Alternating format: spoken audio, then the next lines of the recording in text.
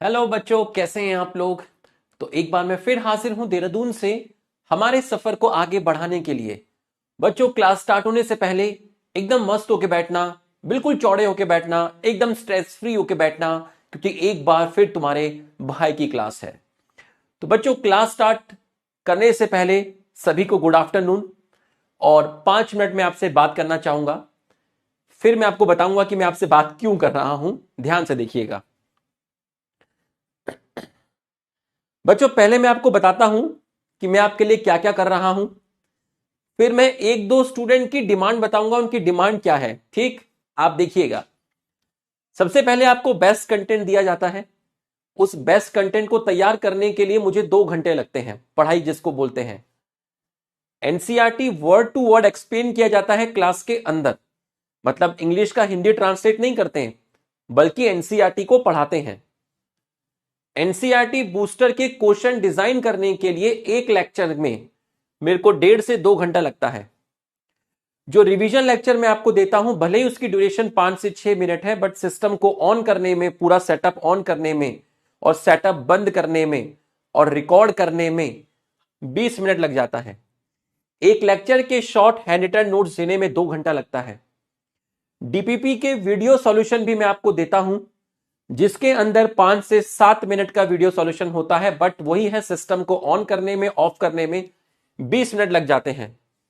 Chapter complete होने के बाद 100+ क्वेश्चन दिए गए, उन क्वेश्चंस को फ्रेम करने में 4 घंटे लगे, क्योंकि वो सारे क्वेश्चन एनसीईआरटी बूस्टर से अलग रखने थे ताकि रिपीटिशन ना हो, और एनसीईआरटी की लाइन पर ही रखने थे। तो इतना सब करने के बाद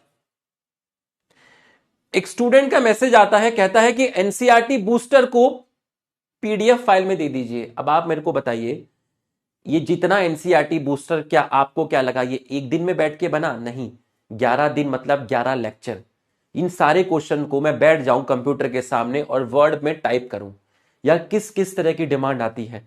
कम से कम कुछ तो खौफ खाओ जनाब, कुछ तो खौफ खाओ, कुछ तो लिहाज कीजिए।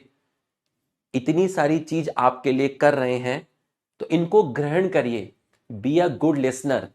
एक अच्छा शिष्य जो होता है ना, वो डिमांड नहीं करता, उसको जो मिलता है वो उसको ग्रहण करता है। इसका 50% चीज भी तुमने कर ली तो जीवन संपन्न हो जाएगा। आप उन लोगों से पूछिए जिनके 500, 570, 580, 600 नंबर आते हैं, वो कुछ भी डिमांड नहीं करते। मैं उनको यहां कुछ भी ना दूं, वो तो भी पढ़ाई करेंगे। तो एटलीस्ट कुछ तो खौफ खाइए, कुछ तो लिखने से पहले सोचा करिए कि क्या कर रहे हैं। बस लिख दिया, हाँ ये दे दो। अरे दीवाने, एक और नई डिमांड आई कि सर आपने जो हर लेक्चर में एनसीईआरटी वाला पोर्शन एक्सप्लेन किया है, उसकी वीडियो कट कर लो। कट कर लो। अबे केक थोड़ी ना काटना है बैठ के ही कट हो गई। एक वीडियो कट करने में 3 घंटे लगते हैं, फिर उन सारी वीडियो को कट करो, फिर उनको मर्ज करो, फिर मर्ज करके हमें परोसो। अरे दीवाने, तड़पा मत। मारना है तो सीधा गोली मार दे रहे, तड़पा मत। लेकिन है ना, तू तड़पाता है। बॉटनी की क्लास का ऑफिशियल टाइमिंग हो गया है 1:15 से 3:20। इसको नोट कर लीजिएगा, मम्मी को भी बता दीजिएगा, ताकि आपका जो खाना है, आपका जो लंच है, उसी अकॉर्डिंग मम्मी प्लान करें। आपका जो टाइम टेबल है, आप उस चीज को प्लान कर लीजिएगा। ये मेरा टाइमिंग नहीं है, ये मैंने नहीं किया है, ये पीडब्ल्यू की तरफ से है। ऑफिशियल टाइमिंग है 1:15 से 3:20। ठीक, ये मैं आपको पूछ नहीं रहा हूं, आपको बता रहा हूं। आज का जो लेक्चर है वो स्लो पॉइजन है। स्लो पॉइजन उसको बोलते हैं कि आप लेक्चर को देखते रहोगे, लेक्चर को देखते रहोगे, और धीरे धीरे धीरे एक टाइम ऐसा आएगा कि लेक्चर खत्म हो जाएगा और आप मतलब फैन बन चुके होंगे। लेकिन जैसे स्टार्ट होगा, स्क्रीन प्ले चलता रहेगा, चलता रहेगा, और क्लाइमैक्स पे आग लग जाएगी। इसको बोलते हैं स्लो पॉइजन। ठीक है, जो धीरे धीरे आपको, आपके दिमाग को गिरफ्त में लेगा, और धीरे धीरे धीरे धीरे धीरे धीरे आपको बिल्कुल आपके दिमाग में पहुंच जाएगा। मैं फिर कह रहा हूं, मैं ये टाइमिंग आपको पूछ नहीं रहा हूं, आपको बता रहा हूं। ठीक है, कॉपी में नोट कर लीजिए। ठीक है, जिसको 3 बजे क्लास छोड़नी है वो 3 बजे क्लास छोड़ के चले जाइएगा, कोई दिक्कत नहीं है। जिनको पढ़ना है मैं उनको पढ़ाता रहूंगा। ठीक है, मैं आपको बता बता रहा हूं, आपको पूछ नहीं रहा हूं मैं। ठीक है, 1:15 से 3:20 तक, ठीक, 3 बजे चले जाइएगा, कोई दिक्कत नहीं है, ठीक है, कोई दिक्कत नहीं है, ठीक है। तो बच्चों आज हम एक नया चैप्टर स्टार्ट करेंगे जिसका नाम है cell cycle and cell division. यहां एक चीज लिखी है, इसको देख लेना, डोंट ओपन एनसीईआरटी। जब तक मैं एनसीईआरटी रीड नहीं करता तब तक आप एनसीईआरटी नहीं पढ़ेंगे, ये मैं आपको वार्निंग दे रहा हूं। पढ़ने की कोशिश भी नहीं करोगे जब तक मैं खुद एनसीईआरटी रीड नहीं करता, तब तक आप एनसीईआरटी रीड नहीं करेंगे, ठीक है। और बहुत बेसिक से उठाने वाला हूं। शुरू के आधे घंटा आपको लगेगा कि ये तो बहुत सिंपल सिंपल चीजें सर बता रहे हैं, लेकिन यहां बहुत सारे छोटे भाई बहन हैं जिनको वो चीजें भी नहीं मालूम है, तो हमें सबके हिसाब से पढ़ाना है, ठीक है। लेकिन जब क्लास खत्म होगी तो एक अलग लेवल पे खत्म होगी, ठीक। तो इनफ ऑफ टॉक, पहला चैप्टर हमारा क्वालिटी के साथ कंप्लीट हुआ, ठीक। ये चैप्टर तो बहुत ही कॉन्सेप्चुअल है, पहला चैप्टर में इतना कॉन्सेप्ट नहीं था जितना इसमें है। बहुत मजा आने वाला है, बहुत स्मूथ लेके चलूंगा, बहुत बेसिक से लेके चलूंगा, और आज का लेक्चर थोड़ा स्लो लेके चलूंगा। तो बच्चों enough of talk, let's start. अगर आप इस जर्नी के लिए तैयार हैं तो आप एक बार यस सर लिख दीजिए, फटाक से यस सर लिख दीजिए, फटाक से यस सर लिख दीजिए।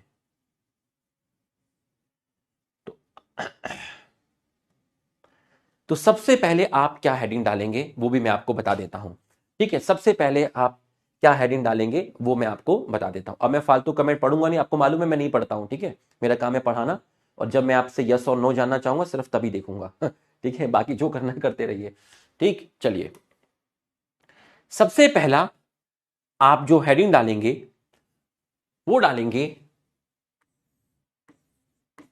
कॉन्सेप्ट 1, कॉन्सेप्ट 1, ठीक।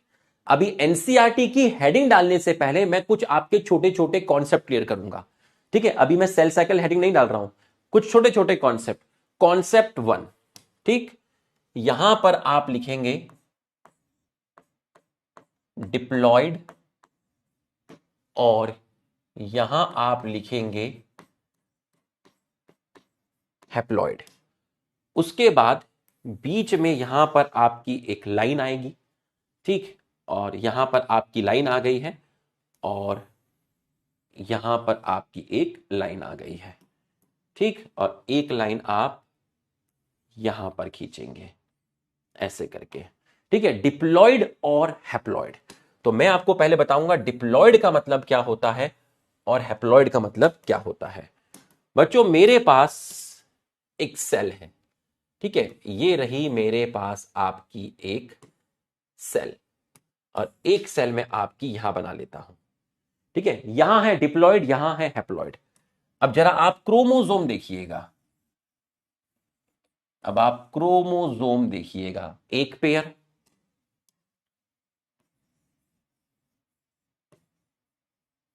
दूसरा पेयर,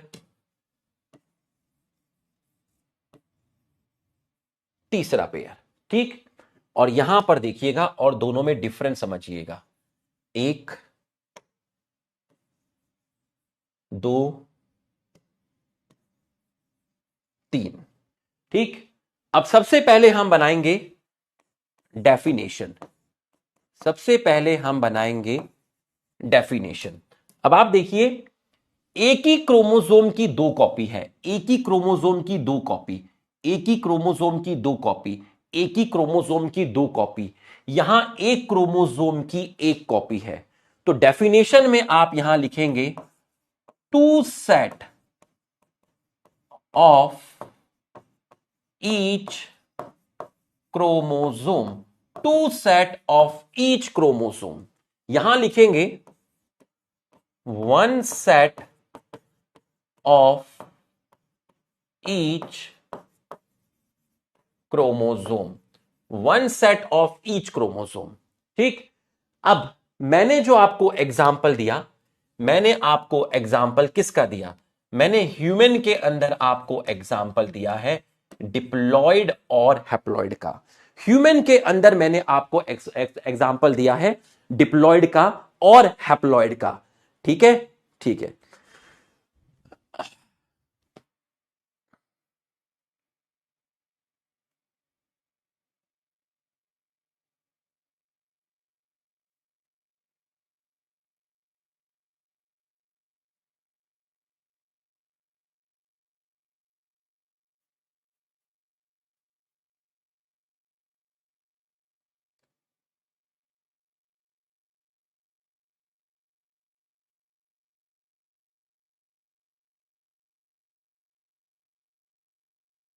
एक मिनट, एक मिनट।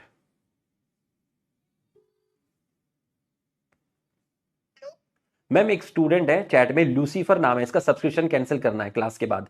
लूसीफर है ना? हाँ लूसीफर, LUCIFER, लूसीफर है ना, सब्सक्रिप्शन कैंसिल करना है। ठीक है, हाँ मैं करता हूं, अभी मैं क्लास में हूं, क्लास में हूं। चलो आ जाओ। तो अगर मैं आपको बोला बच्चों ऑडियो वीडियो क्लियर है तो एक बार यस क्लिक दीजिए। वो मैं फोन पे बात कर रहा था, ठीक है, वो मैं फोन पे बात कर रहा था। ठीक है, जल्दी से यस लिख दीजिए। ऑडियो वीडियो क्लियर है तो जल्दी से यस लिख दीजिए, फटाफट जल्दी से, जल्दी से यस लिख दीजिए, जल्दी से फटाफट। अगर ऑडियो वीडियो क्लियर है तो एक बार फटाफट यस लिख दीजिए। ठीक है, चलो पूरा फोकस करना, अच्छी तरीके से फोकस करना। Two set of each chromosome, इस सेल में हर क्रोमोसोम की 2 कॉपी है, बट इस सेल में हर एक क्रोमोसोम की आपकी 1 कॉपी है, हर एक क्रोमोसोम की 1 कॉपी है। ठीक है, एक सेकेंड रुकिएगा, चैट कहां चली गई यार, ये भी नए चैप्टर के टाइम ही ड्रामे होते हैं ये।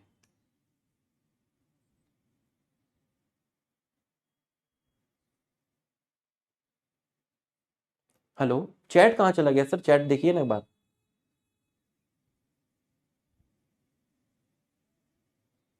बिना चैट के तो मजा ही नहीं आता। आ गया ना? जेट डिस,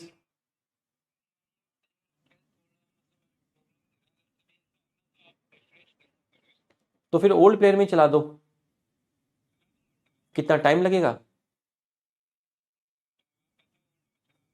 ओल्ड में चला दो, फिर चैट में फिर बीच में दिक्कत होगी, मैं बार बार कॉल करूंगा, बहुत पूरा फोकस खराब हो जाएगा, क्लास ही कैंसिल करनी पड़ेगी।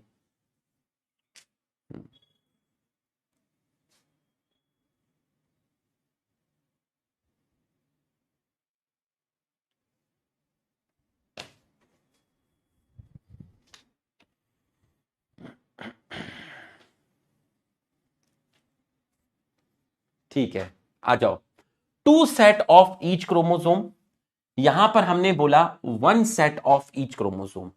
To set of each chromosome, 1 set of each chromosome. यहां पर हर एक क्रोमोसोम की 2 कॉपी है, हर एक क्रोमोसोम की 2 कॉपी है, हर एक क्रोमोसोम की 2 कॉपी है। तो आप मुझे बताइए, अगर मैं आपसे कहूं कि ये आपको कितने पेयर दिख रहे हैं, तो आप बोलेंगे 3 पेयर। तो आप हमें बताइए, ये आपको 3 पेयर दिख रहे हैं, और हमारे अंदर जो टोटल क्रोमोसोम होते हैं डिप्लॉयड सेल में वो 46 होते हैं। तो चैट में लिखकर बताइए कि अगर ये कोई स्किन सेल है, अगर ये कोई स्किन सेल है ह्यूमन की, तो यहां ऐसे कितने पेयर दिखेंगे? मैंने आपको 3 पेयर ही दिखाए हैं, ऐसे कितने पेयर दिखेंगे लिख के बताइए। अगर मैं कहूं कि ऐसे कितने पेयर दिखेंगे, लिख के बताइए। अगर मैं क्रोमोसोम की बात करता हूं तो ऐसे आपको टोटल कितने पेयर दिखेंगे? आप कहोगे कि सर ऐसे हमें 23 पेयर दिखेंगे, मतलब हमें 46 क्रोमोसोम दिखेगा। लेकिन यहां 2 में से एक है, 2 में से एक है, 2 में से एक है, तो अगर 6 के 3 हैं तो 46 के कितने होंगे? अगर 6 के 3 हैं तो 46 के कितने होंगे? सर 46 के होंगे 23। और ऐसा आपको दिखता है गैमेट में, ऐसा आपको दिखता है गैमेट में। मतलब या तो आप स्पर्म बोल दीजिए या फिर आप बोल दीजिए एग। तो आपको डिप्लॉयड और हैप्लॉयड की डेफिनेशन क्लियर हो गई, क्रोमोसोम नंबर आपको क्लियर हो गया। यह है पहला कॉन्सेप्ट, कॉन्सेप्ट 1। Concept 1 23 pair 46। ठीक, अब एक ही पेयर के जो 2 क्रोमोसोम होते हैं, एक ही पेयर के 2 क्रोमोसोम, एक ही पेयर के 2 क्रोमोसोम, एक ही पेयर के 2 क्रोमोसोम।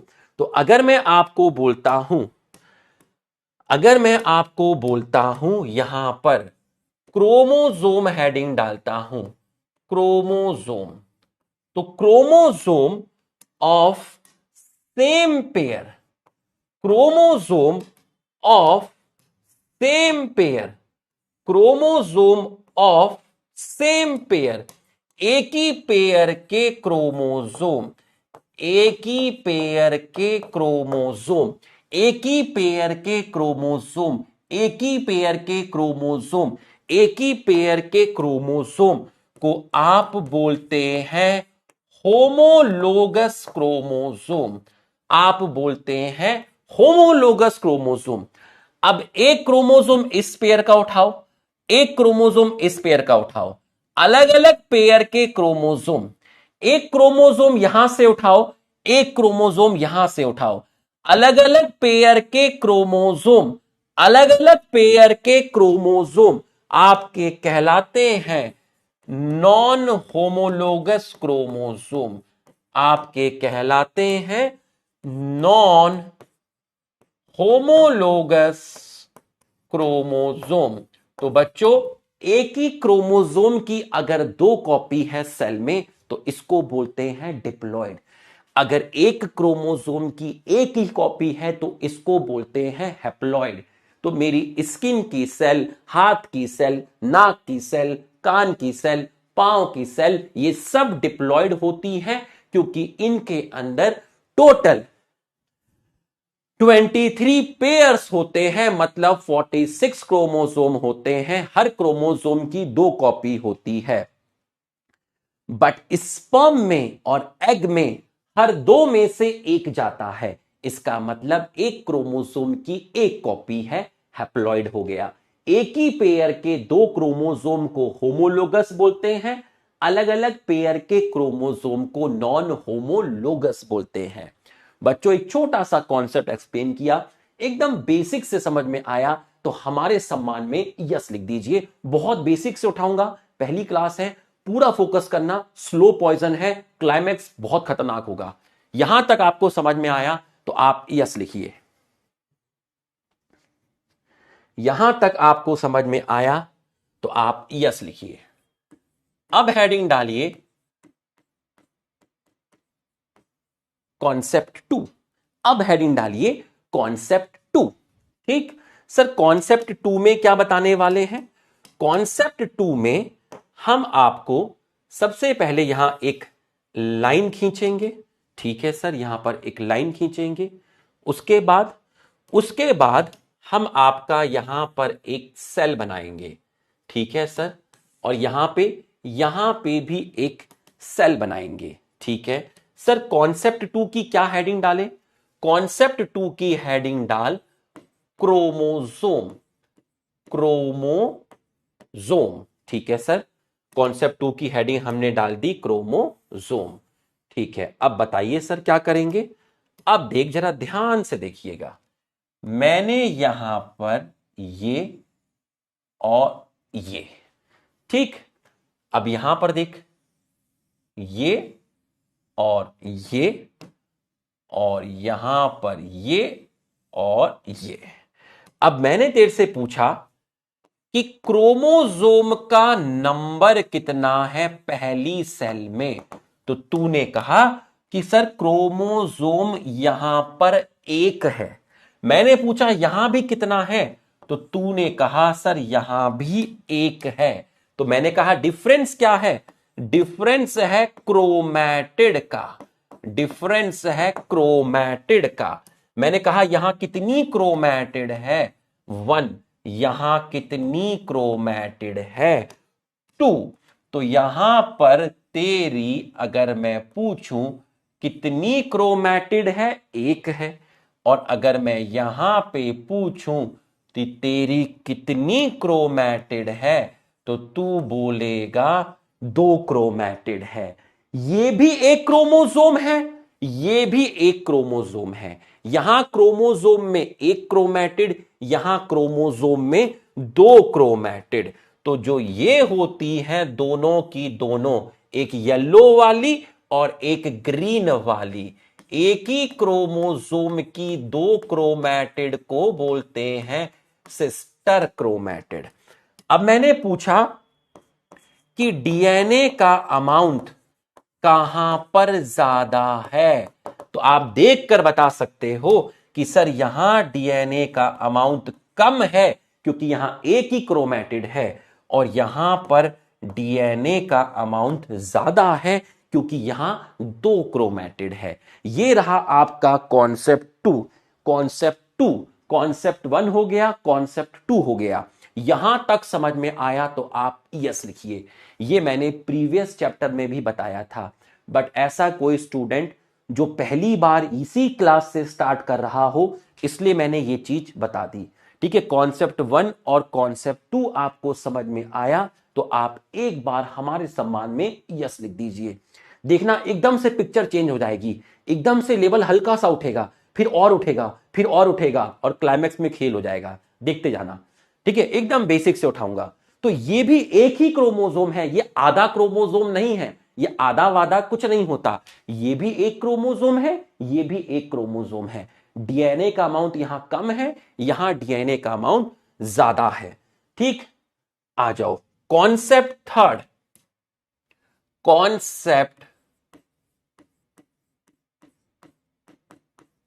थर्ड, यहां से तुम्हें फील होना शुरू होगा अब। ठीक है, पूरी स्लाइड भर जाएगी, पूरा फोकस रखना, खेल शुरू हो रहा है, खेल शुरू हो रहा है। ठीक है, क्या हेडिंग डालें? हेडिंग डाली तुमने सेल साइकिल। जब तक मैं एनसीईआरटी नहीं खोलूंगा तब तक तुम एनसीईआरटी नहीं खोलोगे। अगले 1.5 घंटे तक एनसीईआरटी नहीं खोलेगी, पूरा फोकस करना। ठीक, ध्यान से समझना, ध्यान से। ठीक बच्चों, एक फादर है, ये रहा फादर, एक फादर है। ठीक है, फादर को क्या बोलते हैं? ठीक है, अगर मैं कहूं कि फादर को क्या बोलते हैं, फादर पेरेंट होता है, बिल्कुल सही है। मैंने इस फादर से, इस पेरेंट से यह पूछा कि आपके पास कितने रुपए हैं, तो फादर ने कहा मेरे पास 1 रुपया है, 1 रुपीस। तो आगे जाके इन फादर के 2 बेटे पैदा होने वाले हैं, एक का नाम है मोहन और एक का नाम है सोहन। इन फादर को, मोहन और सोहन को उतनी ही प्रॉपर्टी देनी है जितनी प्रॉपर्टी फादर के पास है। अब फादर के पास 1 रुपया है, तो फादर मोहन और सोहन में अगर बांटेगा तो भाई 0.5 ही बांट सकता है। तो यहां तो समस्या हो गई कि भाई प्रॉपर्टी का जो बंटवारा होना है, जितने फादर के पास रुपए हैं उतने ही मोहन को देने हैं, उतने ही सोहन को देने हैं। दिक्कत हो गई। तो पापा सीधा बंटवारा करेंगे या पहले प्रॉपर्टी को डबल करेंगे? लिख के बताओ। पापा सीधा प्रॉपर्टी का बंटवारा करेंगे या पापा को पहले अपनी प्रॉपर्टी को डबल करना पड़ेगा? लिख के बताओ, लिख के बताओ, जल्दी से लिख के बताओ। पापा क्या करेंगे? पापा सबसे पहले, अगर पापा मोहन और सोहन को 1-1 रुपया देना चाहते हैं तो पापा को सबसे पहले अपनी प्रॉपर्टी को डबल करना पड़ेगा। तो पापा ने कहा कि भाई एक काम करते हैं, मेरी प्रॉपर्टी को डबल करो, मेरी प्रॉपर्टी को डबल करो। पापा ने प्रॉपर्टी को डबल किया। हे पापा, हां बेटा, पापा कितना माल है? अब पापा के पास 2 रुपए हैं, पापा के पास 2 रुपए हैं। पापा ने प्रॉपर्टी को डबल किया। डबल करने के बाद अब इस प्रॉपर्टी का बंटवारा होना है बराबर बराबर। ठीक है, तो अब क्या होगा? अब डिवीजन होगा प्रॉपर्टी का। अब डिवीजन होगा किसका? प्रॉपर्टी का। किसमें डिवीजन होगा? 2 बच्चों में डिवीजन होगा। एक है सन 1 और एक है सन 2। कितना कितना माल मिला? इसको मिला 1 रुपया, इसको मिला 1 रुपया। जब पापा ने प्रॉपर्टी डबल की, जब पापा ने प्रॉपर्टी डबल की, तो तो इस चीज को बोलते हैं, इस चीज को बोलते हैं इंटरफेस, इस चीज को बोलते हैं इंटरफेस। तो अगर कोई आपसे पूछे कि पापा का पैसा डबल कब हुआ, तो पापा का पैसा डबल जिस फेज में हुआ इसको बोलते हैं इंटरफेस। पेशेंस रखिएगा, अभी बुक की लैंग्वेज में आऊंगा लेकिन अपने तरीके से आऊंगा और बहुत खतरनाक आऊंगा, ठीक है। पापा की प्रॉपर्टी जिस फेज में डबल हुई उसको बोलते हैं इंटरफेस। प्रॉपर्टी का डिवीजन जिस फेज में हुआ उसको बोलते हैं एम फेज, और एम फेज का मतलब होता है माइटोसिस। एम फेज का मतलब है माइटोसिस, और इसी को बोल रहे हैं सेल डिवीजन, सेल डिवीजन। तो सबसे पहले पापा प्रॉपर्टी का बंटवारा करने से पहले अपनी प्रॉपर्टी को डबल करेंगे। तो पापा ने माल को डबल किया इंटरफेस में, पापा का माल बराबर बराबर बटा एम फेस में। यहां तक समझ में आया तो एक बार यस लिखिए, एक बार यस लिखिए। अभी देखना खतरनाक लेवल पे लेके जाऊंगा, खतरनाक लेवल पे लेके जाऊंगा। अब जरा देखिए, जरा ध्यान से देखिएगा। ये रही आपकी पापा, ये रहे पापा, ये रहे आपके हम सबके पापा, ठीक है। ये रहे पापा ये रहे पापा। पापा को क्या लिखेंगे? पापा को लिखेंगे पेरेंट सेल, पापा को लिखेंगे पेरेंट सेल, और पापा के अंदर है न्यूक्लियस। हे न्यूक्लियस, हां तेरे अंदर कितना डीएनए है? एक डीएनए है। तेरे न्यूक्लियस में है? हां। तेरे साइटोप्लाज्म में क्या है?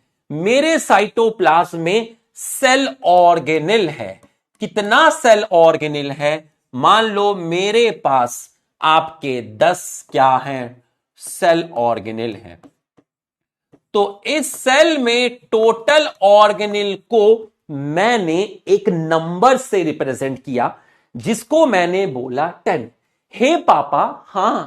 हे पेरेंट सेल, हां आपके साइटोप्लाज्म में कितने ऑर्गेनेल हैं? बोला जितने ऑर्गेनेल हैं उनको मिलाकर एक नंबर से रिप्रेजेंट कर दिया 10। पापा आपके अंदर वाली पॉकेट में कितना डीएनए है? मेरे न्यूक्लियस में एक डीएनए है। पापा, हां।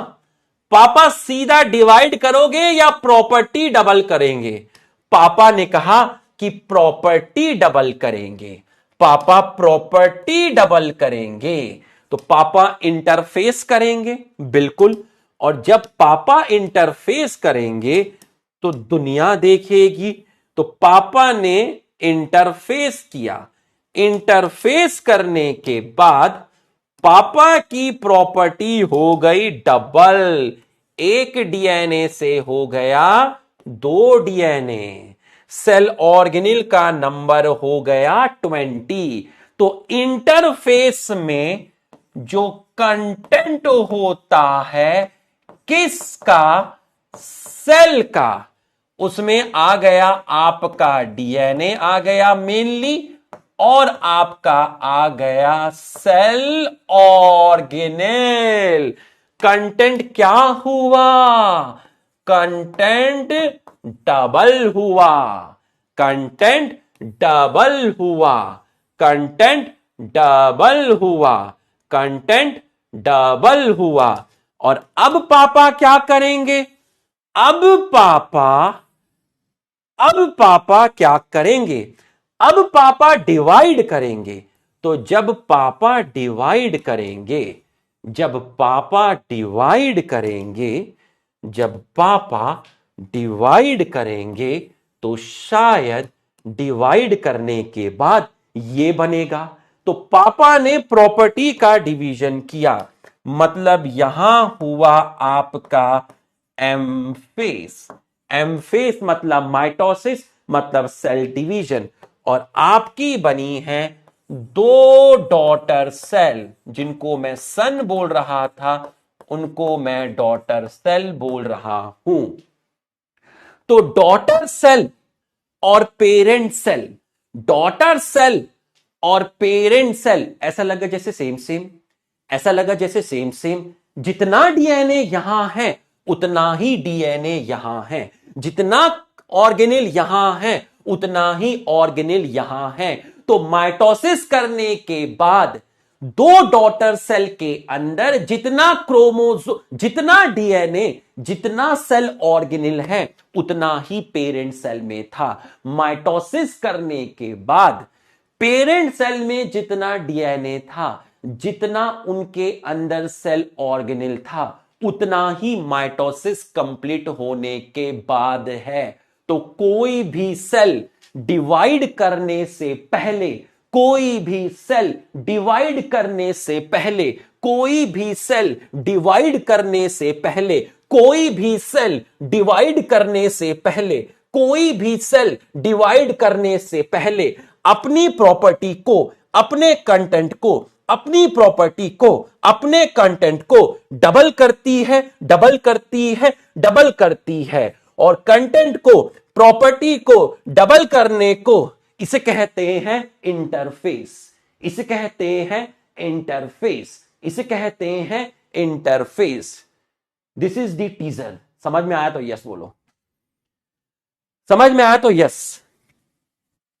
अभी तो शुरुआत है, अभी तो टीजर आया, अभी मूवी की नंबरिंग आएगी, अभी टीजर आया है। फील हुआ तो यस लिखिए, फील हुआ तो यस लिखिए।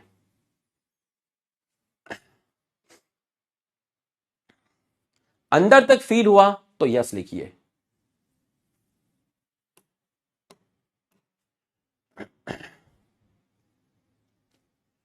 हुआ ना फील? धीरे धीरे एकदम से क्लाइमेक्स देखना तुम कितना खतरनाक लेके जाऊंगा। तो इसका मतलब यह हो गया कि एम फेस में नंबर ऑफ डीएनए और सेल ऑर्गेनेल जितना है उतना ही पेरेंट सेल के अंदर है। तो इंटरफेस और एम फेस, इंटरफेस और एम फेस, देखिए इंटरफेस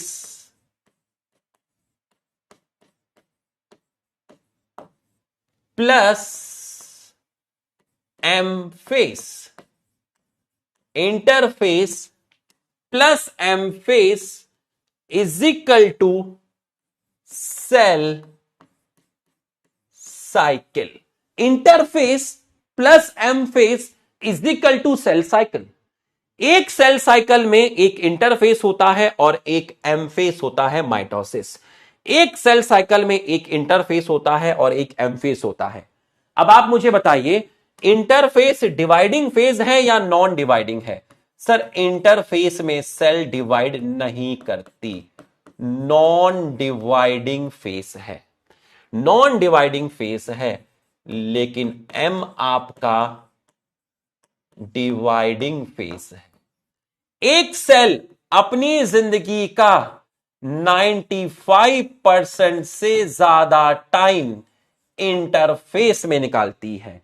एक सेल अपनी जिंदगी का 95% टाइम इंटरफेस में निकालती है और करीब 5% या फिर लेस देन 5% टाइम एमफेस में निकालती है।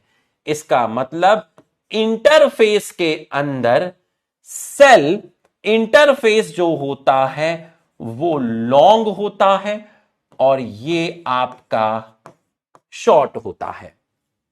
इंटरफेस लॉन्ग होता है और एम फेस आपका क्या होता है? शॉर्ट होता है। तो इंटरफेस में लोग इंटरफेस को रेस्टिंग फेस भी बोलते हैं, रेस्टिंग फेस भी बोलते हैं। इसका मतलब यह नहीं है कि सेल रेस्ट कर रही है, नहीं, सेल रेस्ट नहीं करती इंटरफेस में, सेल अपने कंटेंट को डबल करती है। तो सर रेस्टिंग फेस क्यों बोला? रेस्टिंग फेस इसलिए बोला because cell is not dividing. Cell is not dividing, but doing preparation for cell division. तुम पूरे साल नीट की तैयारी कर रहे हो, मतलब तुम इंटरफेस में हो, और जो नीट का एग्जाम है वो एम फेस है, फैसले का दिन, डिवीजन फेस। तो तुम पूरे साल तैयारी कर रहे हो, इसका मतलब ये नहीं कि तुम रेस्टिंग फेस पे हो। रेस्टिंग फेस इसलिए बोला क्योंकि सेल डिवाइड नहीं कर रही है, बल्कि सेल डिवीजन की प्रिपरेशन कर रही है।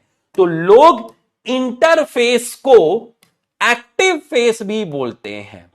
तो अगर मैं कहूं एक्टिव फेस क्यों बोला, एक्टिव फेस क्यों बोला, एक्टिव फेस इसलिए बोला क्योंकि cell is metabolically active, metabolically active and continuous synthesis, continuous synthesize, continuous synthesize, continuous synthesize, continuous synthesize। Active phase इसलिए बोला क्योंकि cell is metabolically active and continuous synthesis. किन किन की सिंथेसिस कर रही है? ऑर्गेनिल की सिंथेसिस कर रही है, ठीक है। सेल ऑर्गेनिल की क्या कर रही है? सिंथेसिस कर रही है, ठीक। और इंटरफेस में सेल क्या कर रही है? डीएनए की सिंथेसिस कर रही है, मतलब अपने कंटेंट को डबल कर रही है, अपने कंटेंट को डबल कर रही है। तो बच्चों, एक सेल ये चीज करने के लिए अपनी जिंदगी का 95% टाइम लगा देती है, और सिर्फ 5% टाइम एम फेस में लगता है। इंटरफेस में सेल डिवाइड नहीं करती, यहां सेल डिवाइड करती है। यहां 95% से ज्यादा टाइम है, यहां 5% से कम टाइम है। ये टाइम यहां पर सेल का ड्यूरेशन लॉन्ग है, ज्यादा समय यहां लगता है, ये आपका शॉर्ट है। रेस्टिंग फेस इसलिए बोला क्योंकि सेल डिवीजन की प्रिपरेशन कर रही है, सेल डिवाइड नहीं कर रही। एक्टिव इसलिए बोला क्योंकि वो डीएनए की सिंथेसिस कर रही है, सेल ऑर्गेनिल की सिंथेसिस कर रही है। तो बच्चों, ये आपको समझ में आ गया होगा, ये आपको समझ में आ गया होगा। यहां तक आपको समझ में आया तो आप एक बार हमारे सम्मान में स्पीड में यस सर लिख दीजिए, स्पीड में यस सर लिख दीजिए, फटाफट यस सर लिख दीजिए। बहुत खतरनाक क्लास होगी, फटाफट यस लिख दीजिए जल्दी से।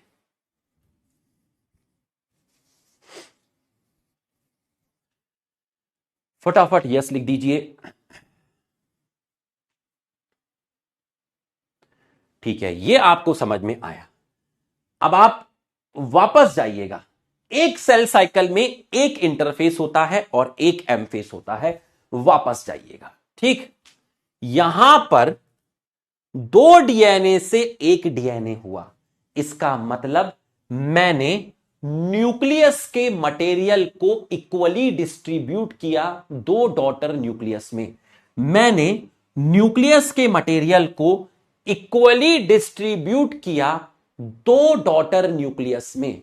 2 डीएनए का एक डीएनए यहां आया, 2 डीएनए में से एक डीएनए यहां आया, इसका मतलब मेरा न्यूक्लियस डिवाइड किया। न्यूक्लियस डिवाइड करने का मतलब है न्यूक्लियस में जो डीएनए था, डबल डीएनए था, उस डीएनए को मैंने इक्वली डिस्ट्रीब्यूट किया 2 डॉटर न्यूक्लियस में। न्यूक्लियस का डिवीजन को क्या बोलते हैं? लिख के बताओ और मेरा कॉन्फिडेंस बढ़ाओ। न्यूक्लियस के डिवीजन को क्या बोलते हैं? लिख के बताओ और मेरा कॉन्फिडेंस बताओ। सर, न्यूक्लियस के डिवीजन को बोलते हैं कैरियोकाइनेसिस। इसका मतलब जो आपका एम फेस होता है, जो आपका एम फेस होता है वो डिवाइडेड होता है। किसमें डिवाइड हो गया? पहला हो गया कैरियोकाइनेसिस। बिल्कुल सही। कैरियोकाइनेसिस का मतलब होता है डिवीजन ऑफ न्यूक्लियस। जब तक मैं एनसीईआरटी ना खोलूं तू एनसीईआरटी नहीं खोलेगा, वरना भस्म हो जाएगा, भस्म हो जाएगा। डिवीजन ऑफ न्यूक्लियस, 20 ऑर्गेनेल से 10 यहां गए, 10 यहां गए। सर आपने साइटोप्लाज्म का कंटेंट इक्वली डिस्ट्रीब्यूट किया, आपने साइटोप्लाज्म का कंटेंट इक्वली डिस्ट्रीब्यूट किया, 20 का 10, 20 का 10। सेल ऑर्गेनेल को इक्वली डिस्ट्रीब्यूट किया, साइटोप्लाज्म के कंटेंट को इक्वली डिस्ट्रीब्यूट किया। क्या लिखेंगे? लिख के बता। क्या लिखेंगे? लिख के बता। Sir simple. क्या लिखेंगे? सर साइटोकाइनेसिस लिखेंगे। साइटोकाइनेसिस का मतलब हो गया है division of cytoplasm. Division of cytoplasm, interface plus M phase is equal to cell cycle. ठीक है, सेल साइकिल। मैंने आपको सेल साइकिल का अभी कॉन्सेप्ट एक्सप्लेन किया है, अभी मैं आपको डेफिनेशन भी कराऊंगा। बस जैसे मैं कह रहा हूं मेरी बात मानना, चुपचाप लेक्चर अटेंड करते रहो। जब तक मैं एनसीईआरटी बूस्टर ओपन नहीं करूंगा तब तक एनसीईआरटी का एक वर्ड भी नहीं देखना, बर्बाद हो जाओगे, भस्म हो जाओगे। अब नेक्स्ट, तो इसका मतलब कोई भी सेल पहले करती है इंटरफेस, फिर करती है एम फेस। ठीक है, कोई भी सेल पहले करती है इंटरफेस और फिर करती है एम फेस। ठीक है, तो अगर मैं आपको बोलूं, मैंने आपको बताया कि सेल साइकिल क्या है। सर सेल साइकिल आपने बताया इंटरफेस प्लस एम फेस। अब ये इंटरफेस जो होता है ये खुद डिवाइड होता है 3 फेस में, डिवाइडेड इनटू 3 फेस। ये खुद 3 फेस में डिवाइड होता है। पहला है G1, दूसरा है S, तीसरा है G2। G1 को बोलते हैं गैप 1, S को बोलते हैं सिंथेसिस और G2 को बोलते हैं गैप 2। तो सेल साइकिल का करेक्ट सीक्वेंस क्या हुआ? सेल साइकिल का करेक्ट सीक्वेंस क्या हुआ? करेक्ट सीक्वेंस हुआ G1, G1 के बाद S, S के बाद G2 और G2 के बाद M phase. M phase, M phase. बच्चों यहां तक समझ में आया तो आप यस लिखिए।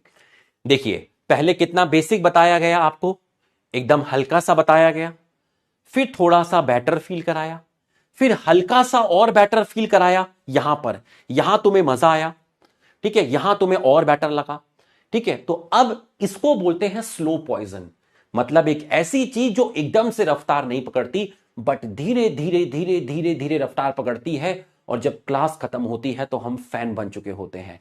ये क्लास बहुत खतरनाक जाने वाली है, बिलीव करिएगा, अभी आप देखते जाइएगा, ठीक है। बहुत तरीके से पढ़ाना पड़ता है, जब से मैं पढ़ा रहा हूं मैं एक बार भी नहीं हंसा हूं, ठीक है। तो मैं अगर नहीं हंसा तो तू भी नहीं हंसेगा, अगर मैं सीरियस हूं तो तू भी सीरियस रहेगा, ठीक। यहां तक की पढ़ाई आपको समझ में आई। चलो अब लेवल बढ़ाता हूं थोड़ा सा। कॉन्सेप्ट 3 था सेल साइकिल, जिसमें मैंने आपको एक आइडिया दिया कि interface plus M phase is equal to cell cycle. फिर मैंने इंटरफेस को डिवाइड करके आपको सेल साइकिल का आइडिया दिया, ठीक। अब वापस से हेडिंग डालिए, सेल साइकिल, और लिखिएगा इन डिटेल,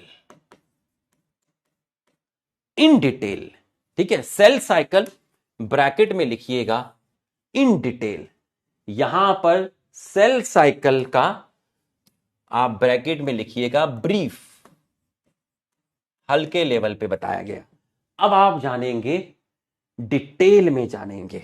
ठीक, मेरे पास एक सेल आई ये आई, मैंने कहा क्या चाहती है तू? बोलती है आई वांना डिवाइड। ये सेल मेरे पास आई, ये सेल मेरे पास आई और मैंने पूछा व्हाट डू यू वांट? तो शी सेड और ही सेड आई वांना डिवाइड। तो कोई भी सेल डिवाइड करने से पहले क्या करती है, लिख के बताओ। कोई भी सेल डिवाइड करने से पहले क्या करती है, लिख के बताओ। कोई भी सेल डिवाइड करने से पहले क्या करती है, लिख के बताओ। ये रही वो सेल जो मेरे पास आई है। ठीक, ये रही वो सेल जो मेरे पास आई है। ये सेल है जो मेरे पास आई है। ये रही वो सेल जो मेरे पास आई है। ये आई है मेरे पास, इंटरफेस करती है। अरे लिखो, डबल डबल लिख रहे हो अबे इंटरफेस लिख दो, प्रॉपर्टी डबल, इंटरफेस लिख दो। क्या करती है ये तो लिखो, इंटरफेस करती है।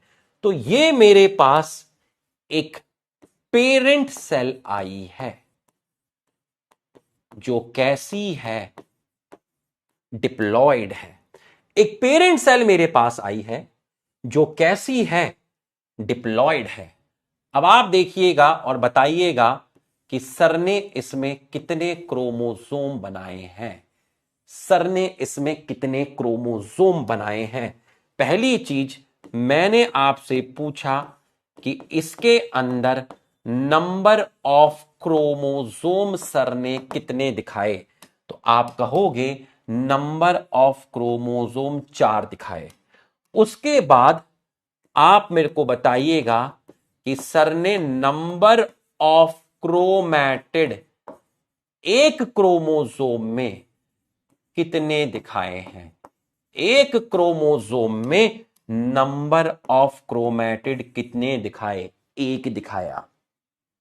जब भी कोई पेरेंट सेल आपकी, जब भी कोई पेरेंट सेल आपकी डिवीजन के लिए आती है तो उसके अंदर एक क्रोमोसोम में एक क्रोमैटिड होता है। गांठ मान लेना, जब भी कोई पेरेंट सेल डिवीजन के लिए आती है तो उसमें एक क्रोमोसोम में एक क्रोमैटिड होता है।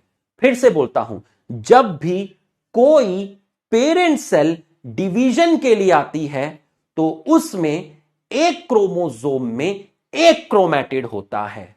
मैंने 4 क्रोमोसोम दिखाए हैं, आपकी मर्जी कितने दिखाओ। 8 दिखाना है 8 दिखाओ, 10 दिखाना है 10 दिखाओ, 20 दिखाना है 20 दिखाओ, जितने मर्जी दिखाने हैं उतने दिखाओ। मैं आपको जो कॉन्सेप्ट एक्सप्लेन करने जा रहा हूं उसमें मैंने मान लिया कि इस सेल के अंदर लेट अस सपोज 4 क्रोमोसोम हैं। अब मेरी बात का जवाब दीजिएगा।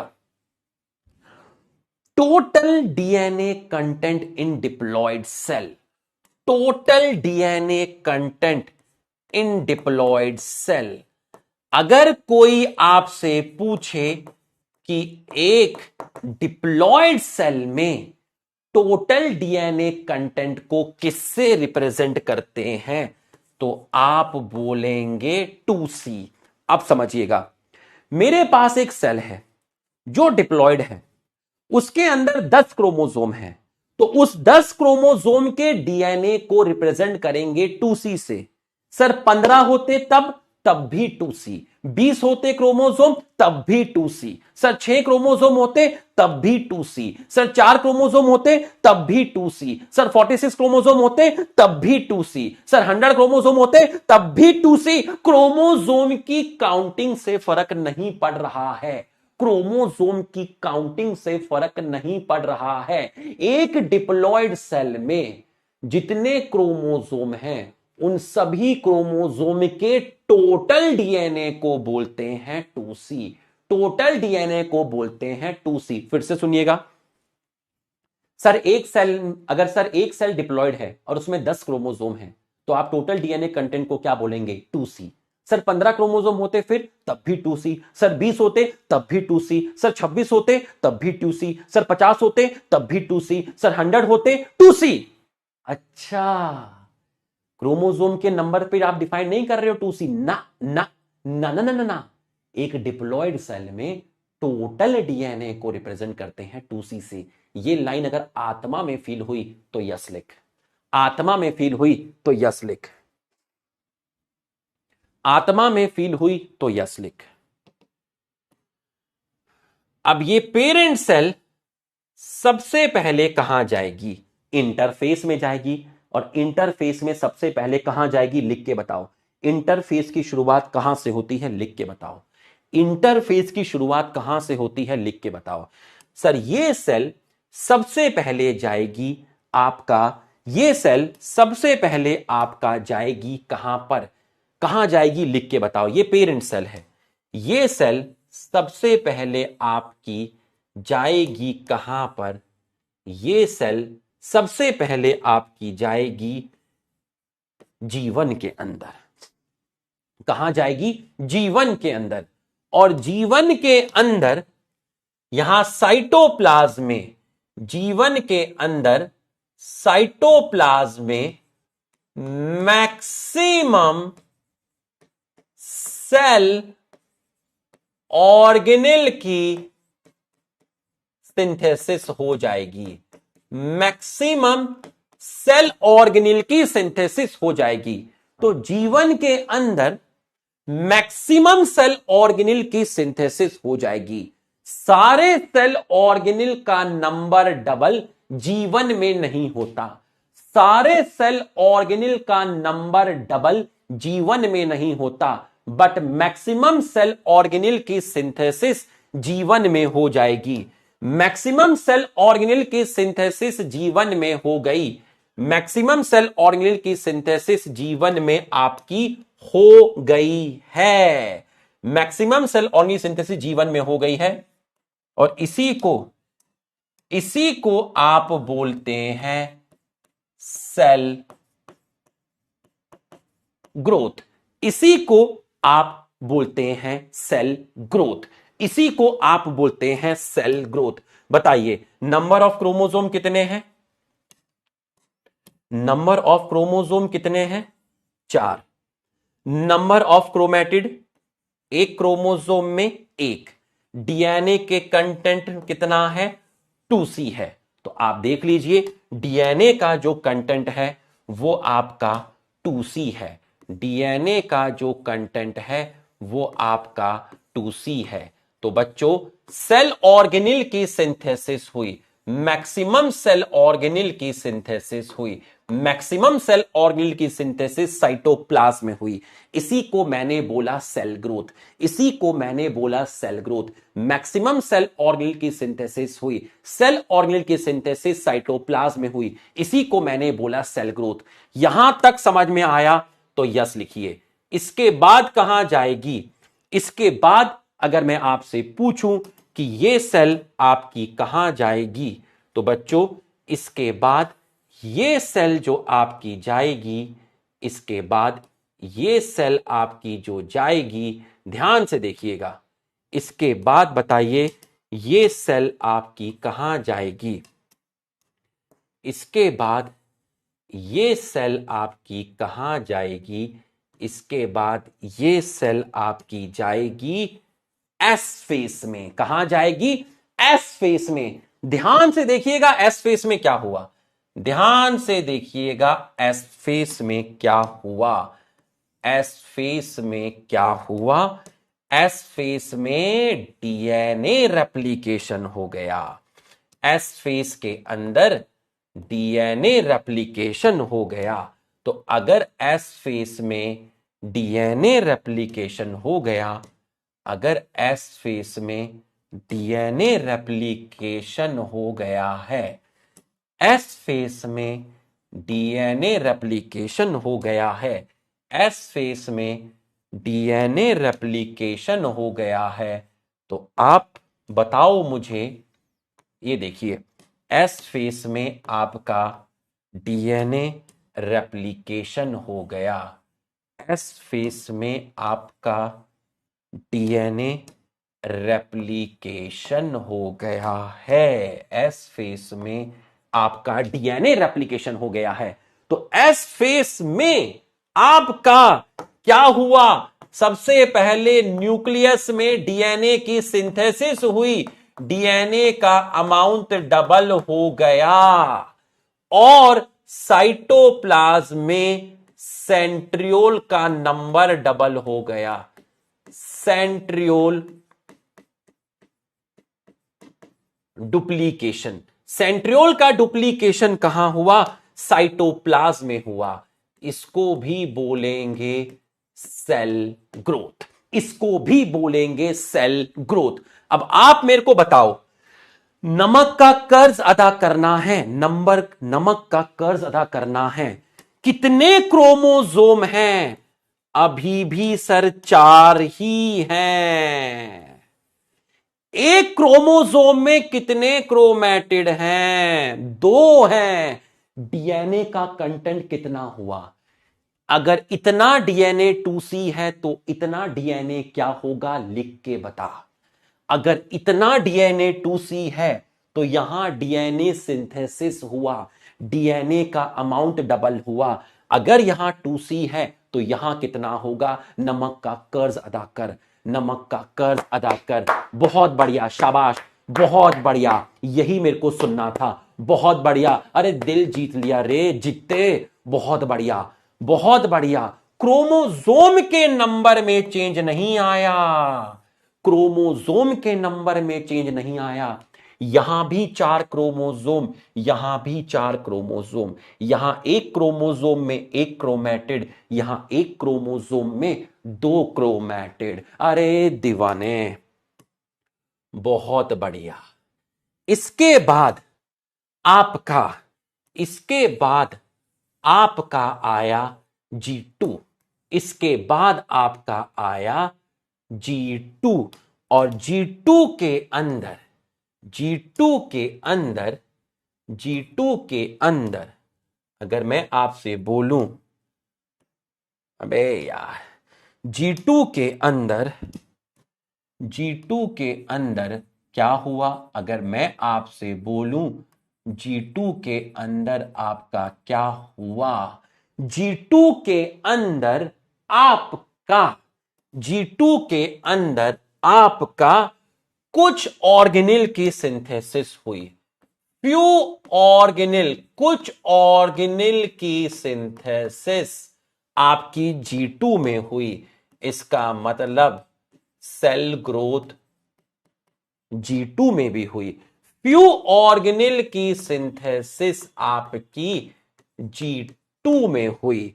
कोई चेंज नहीं आया। क्रोमोसोम का नंबर 4, यहां पर 2 और यहां पर 4C। G1 S और G2, G1 S और G2, ये है G1, ये है S और ये है G2। तीनों को मिलाकर बोला इंटरफेस, तीनों को मिलाकर आपने बोला इंटरफेस, तीनों को मिलाकर आपने बोला इंटरफेस। बच्चों, यहां तक की पढ़ाई समझ में आई तो आप यस लिखिए। G1 S G2, यहां तक की पढ़ाई आपको समझ में आई तो आप यस लिखिए। यहां तक की पढ़ाई आपको समझ में आई तो आप यस लिखिए। अब प्रॉपर्टी का बंटवारा होगा, अब प्रॉपर्टी का बंटवारा होगा, अब प्रॉपर्टी का बंटवारा होगा, अब प्रॉपर्टी का बंटवारा होगा, प्रॉपर्टी का बंटवारा होगा। तो मैक्सिमम सेल ऑर्गेनिल की सिंथेसिस G1 में हुई, कुछ सेल ऑर्गेनिल की सिंथेसिस G2 में हुई, सेंट्रियोल की सिंथेसिस S में हुई। इन तीनों को बोलते हैं सेल ग्रोथ, इन तीनों को बोलते हैं सेल ग्रोथ। अब होगा बंटवारा, अब होगा बंटवारा। ध्यान से देखिएगा, ये आपकी पहली सेल, ये आपकी दूसरी सेल। अब होगा बंटवारा, ध्यान से देखिएगा। ये देखिए, अब देखिए जरा ध्यान से क्या हुआ। तेरी गलियां गलियां गलियां मुझको तड़पाए, तेरी गलियां सर थोड़े से हंसे हैं, मतलब लाइट है, सर थोड़े से हंसे हैं, मतलब लाइट है, सर थोड़े से हंसे हैं, मतलब बच्चों को मजा आने वाला है। दो डॉटर सेल बन गई, बिल्कुल बन गई। एक सेल में कितने क्रोमोसोम हैं? 4 हैं। एक क्रोमोसोम में कितने क्रोमैटिड हैं? 1 हैं। अगर इतना 4C है तो इतना इतना कितना होगा बताइए। अगर ये 4C है तो ये कितना होगा? एक सेल में कितना होगा? एक सेल में कितना होगा बताइए, एक सेल में कितना होगा? अगर ये डीएनए का अमाउंट 4C है तो एक सेल में कितना होगा? लिख के बताओ। यही गुरु दक्षिणा होगी, लिख के बताओ। यही गुरु दक्षिणा होगी, लिख के बताओ। 2C। ये 2C क्या है? ये 2C अरे ये 2C क्या है? ये 2C। बहुत बढ़िया, बहुत बढ़िया। पेरेंट सेल और डॉटर सेल, पेरेंट सेल और डॉटर सेल, ऐसा लगा जैसे सेम सेम। अरे ऐसा लगा जैसे सेम सेम। अरे ऐसा लगा जैसे सेम सेम। पेरेंट और डॉटर, पेरेंट और डॉटर, ऐसा लगा जैसे सेम सेम।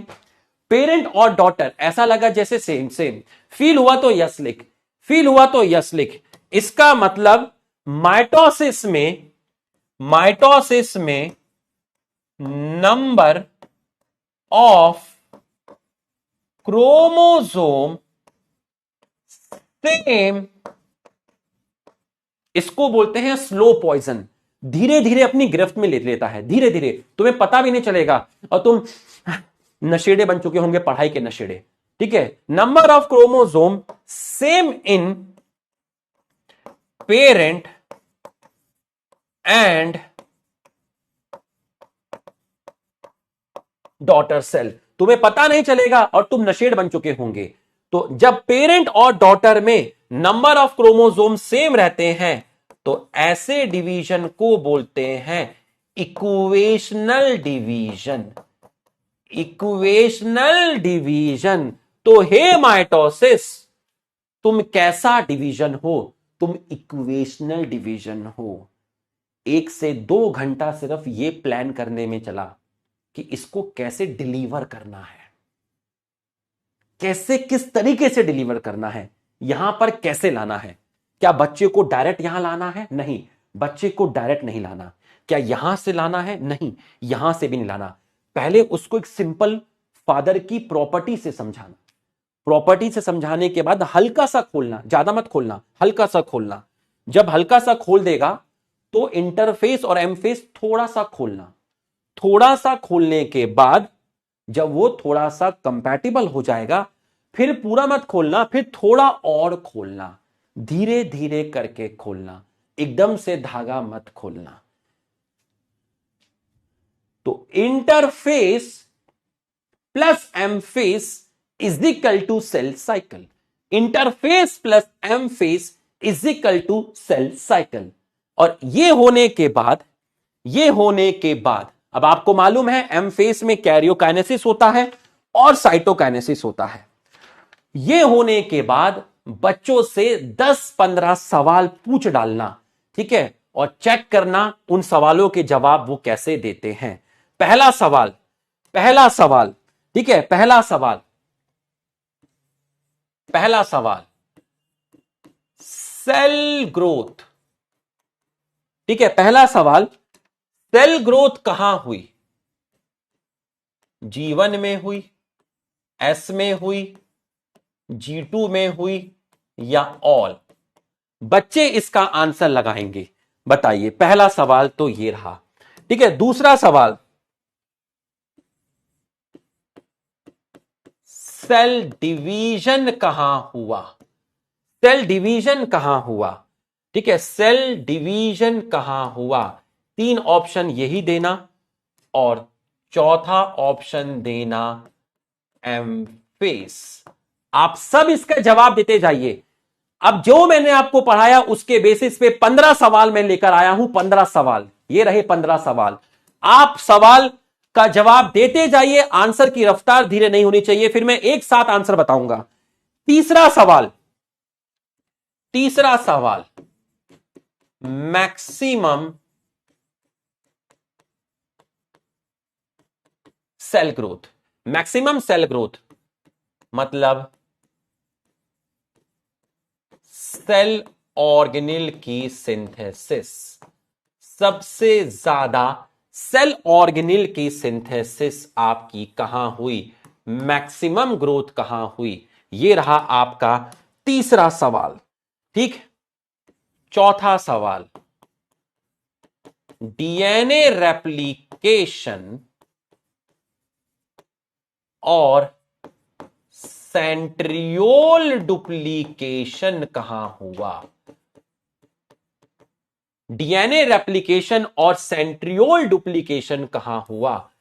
इसके अंदर ये रहा आपके ऑप्शन, ये रहे आपके ऑप्शन। चौथे सवाल का जवाब दीजिए। ठीक है, उसके बाद अगला क्वेश्चन, क्रोमोसोम का नंबर डबल नहीं हुआ, बट एनसीईआरटी में लिखा हुआ है क्रोमोसोमल डुप्लीकेशन। तो इसका मतलब क्या है? क्रोमोसोमल डुप्लीकेशन का मतलब है डीएनए। तो क्रोमोसोमल डुप्लीकेशन आपका किस फेस में हुआ वो आप यहां लिखेंगे। अगला सवाल, अगला सवाल है आपका, after chromosomal duplication, after chromosomal duplication, after chromosomal duplication, separation of daughter chromosome, separation of daughter chromosome आपका कहां हुआ? इसके बाद अगला सवाल, यहां हम लाइन खींच देते हैं। अगला सवाल, आपके आंसर नहीं रुकने चाहिए। बहुत बढ़िया, बहुत बढ़िया, बहुत बढ़िया। ठीक, उसके बाद अगला सवाल, सेल ग्रोथ इज, पहला ऑप्शन कॉन्टिन्यूअस प्रोसेस है या फिर डिसकॉन्टिन्यूअस प्रोसेस है, यह आप लिख के दिखाएंगे। अगला सवाल, ये जो इवेंट हुए सेल साइकिल में, सेल ऑर्गेनेल की सिंथेसिस होना, सेंट्रियोल का डुप्लीकेशन होना, डीएनए का रेप्लिकेशन होना, इवेंट ऑफ सेल साइकिल, जो सेल साइकिल के इवेंट होते हैं वो रैंडम होते हैं या फिर आपके ऑर्डर में होते हैं? यह है आपका अगला सवाल। ठीक है, अगला सवाल, अगला क्वेश्चन, एस फेस में, एस फेस में आपका पहला ऑप्शन डीएनए डबल हुआ, दूसरा क्रोमोसोम डबल हुआ, तीसरा बोथ, और तीसरा है आपका बोथ। चलिए अब आंसर ले लेते हैं। सेल ग्रोथ जो है वो G1 में भी हुई, S में भी हुई, G2 में भी हुई। आंसर गया ऑल। सेल डिवीजन जो है वो एम फेस में हुआ। सबसे ज्यादा सेल ग्रोथ, सबसे ज्यादा सेल ऑर्गेनेल की सिंथेसिस G1 में हुई।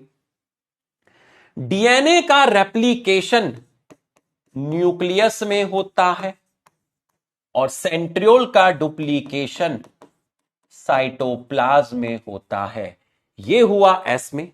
क्रोमोसोमल डुप्लीकेशन डीएनए के रेस्पेक्ट में एस फेस में। After chromosomal duplication separation of daughter chromosome, separation of daughter chromosome, यह आपका हुआ कहां पर? एम फेस में। सेल ग्रोथ तीनों में हुई, G1 में भी हुई, एस में भी हुई, G2 में भी हुई। कॉन्टिन्यूअस प्रोसेस है। इवेंट जो भी हुए वो एक ऑर्डर में हुए। एस फेस में आपका डीएनए डबल हुआ। एकदम बेसिक से समझ में आ गया हो तो आप यस लिख दीजिए। एकदम बेसिक से समझ में आ गया हो तो आप यस लिख दीजिए। एकदम बेसिक से समझ में आ गया हो तो आप यस लिख दीजिए। एकदम फील हुआ हो तो ही यस लिखना। एकदम फील हुआ हो तो ही यस लिखना। एकदम फील हुआ हो तो ही यस लिखना। बहुत खतरनाक लेके जाऊंगा लेक्चर, अभी देखते जाना तुम। अलग लेवल पे लेके जाऊंगा, ठीक है? अलग लेवल पे आपका लेक्चर को लेके जाऊंगा, ठीक है? अलग लेवल पे लेक्चर को लेके जाऊंगा, ठीक? चलिए, यहां तक आपको फील हुआ। अब मैं आपसे एक और क्वेश्चन पूछता हूं, ठीक है? मैं आपसे एक और क्वेश्चन पूछता हूं। अगर 4 क्रोमेटिड G1 में है, if 4 chromatid, if 4 chromatid in G1 में 4 क्रोमेटिड थी। G1 में टोटल क्रोमेटिड 4 है। एक क्रोमोसोम में एक क्रोमेटिड है। एक क्रोमोसोम में एक क्रोमेटिड है। टोटल क्रोमेटिड 4 हैं। तो G1 के अंदर, G1 के अंदर अगर 4 क्रोमेटिड है इन G1, तो G1 में एक क्रोमेटिड का मतलब क्या है? G1 में एक क्रोमेटिड का मतलब है एक क्रोमोसोम। तो G1 में एक क्रोमेटिड का मतलब एक क्रोमोसोम है, तो 4 क्रोमेटिड का मतलब G1 के अंदर क्रोमोसोम की संख्या कितनी होगी? लिख के बताओ। क्रोमोसोम की संख्या कितनी होगी? लिख के बताओ। G1 में टोटल 4 क्रोमेटिड दी गई हैं और एक क्रोमेटिड का मतलब एक क्रोमोसोम है, क्योंकि एक क्रोमोसोम में एक क्रोमेटिड है।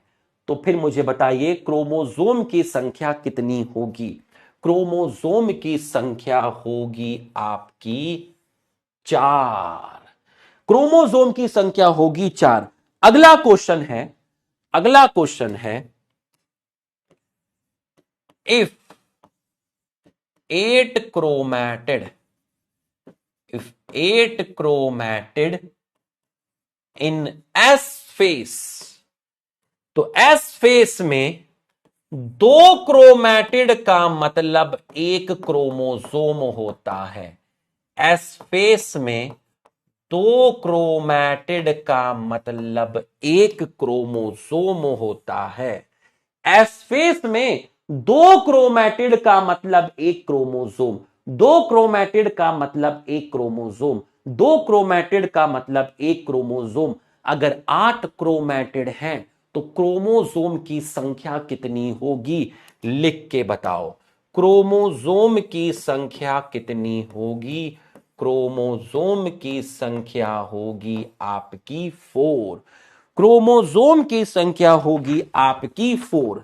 नेक्स्ट क्वेश्चन आपका, नेक्स्ट क्वेश्चन आपका। यहां तक आपको फील हुआ तो आप एक बार हमारे सम्मान में यस लिख दीजिए। तो अगर मैं आपका इस टेबल से कंक्लूजन निकालूं, इस टेबल से कंक्लूजन निकालूं, तो पेरेंट सेल में आप कितने क्रोमोसोम लेके चले थे? अगर मैं टेबल से कंक्लूजन निकालूं, ठीक है, अगर मैं कंक्लूजन निकालूं टेबल से, ठीक है, कंक्लूजन निकालूं, कंक्लूजन फ्रॉम सेल साइकिल। और हां, cell the unit of life का जो 2 लेक्चर थे, जो आपका जिसमें क्वेश्चन कराया था, वो नहीं, क्वेश्चन कराने से पहला एक वो लेक्चर जो मंडे को हुआ था, सुबह 9 बजे वो, और एक वो लेक्चर जो सैटरडे को हुआ था वो। इन दोनों लेक्चर का कंबाइंड मैंने आपका 10 से 12 मिनट का रिवीजन लेक्चर ऑलरेडी दे दिया है। ठीक, कल ही दे दिया था। बैच मैनेजर मैम लगा देंगी। हो सकता है इस क्लास के खत्म होने से पहले आपको नोटिफिकेशन भी आ जाए रिवीजन लेक्चर का। कल ही दे दिया था। तो आपको मंडे का 9 बजे और सैटरडे वाले लेक्चर का revision lecture combined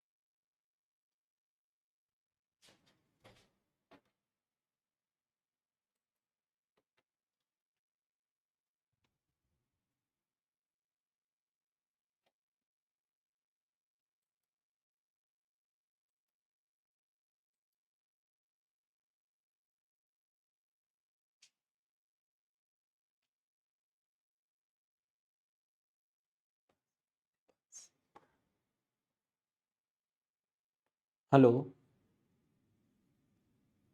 hello hello. हाँ हो गया, मैंने नेट चेंज कर लिया, दूसरा लगा ले, मत करो भी, है ना, ठीक है।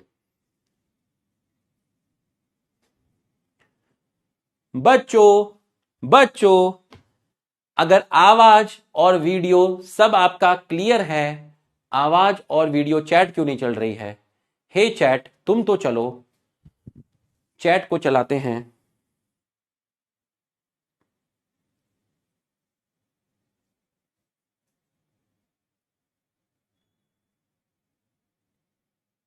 हेलो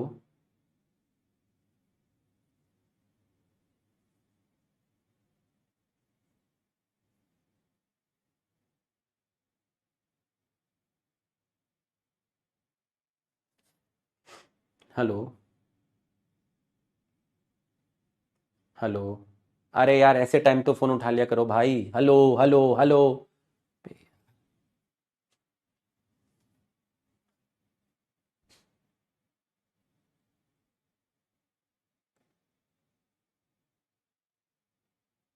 यार ऐसे टाइम तो फोन उठा लिया करो ना यार, फोन कर रहा है आदमी, इस टाइम तो फोन उठाओ, चैट नहीं चल रही है।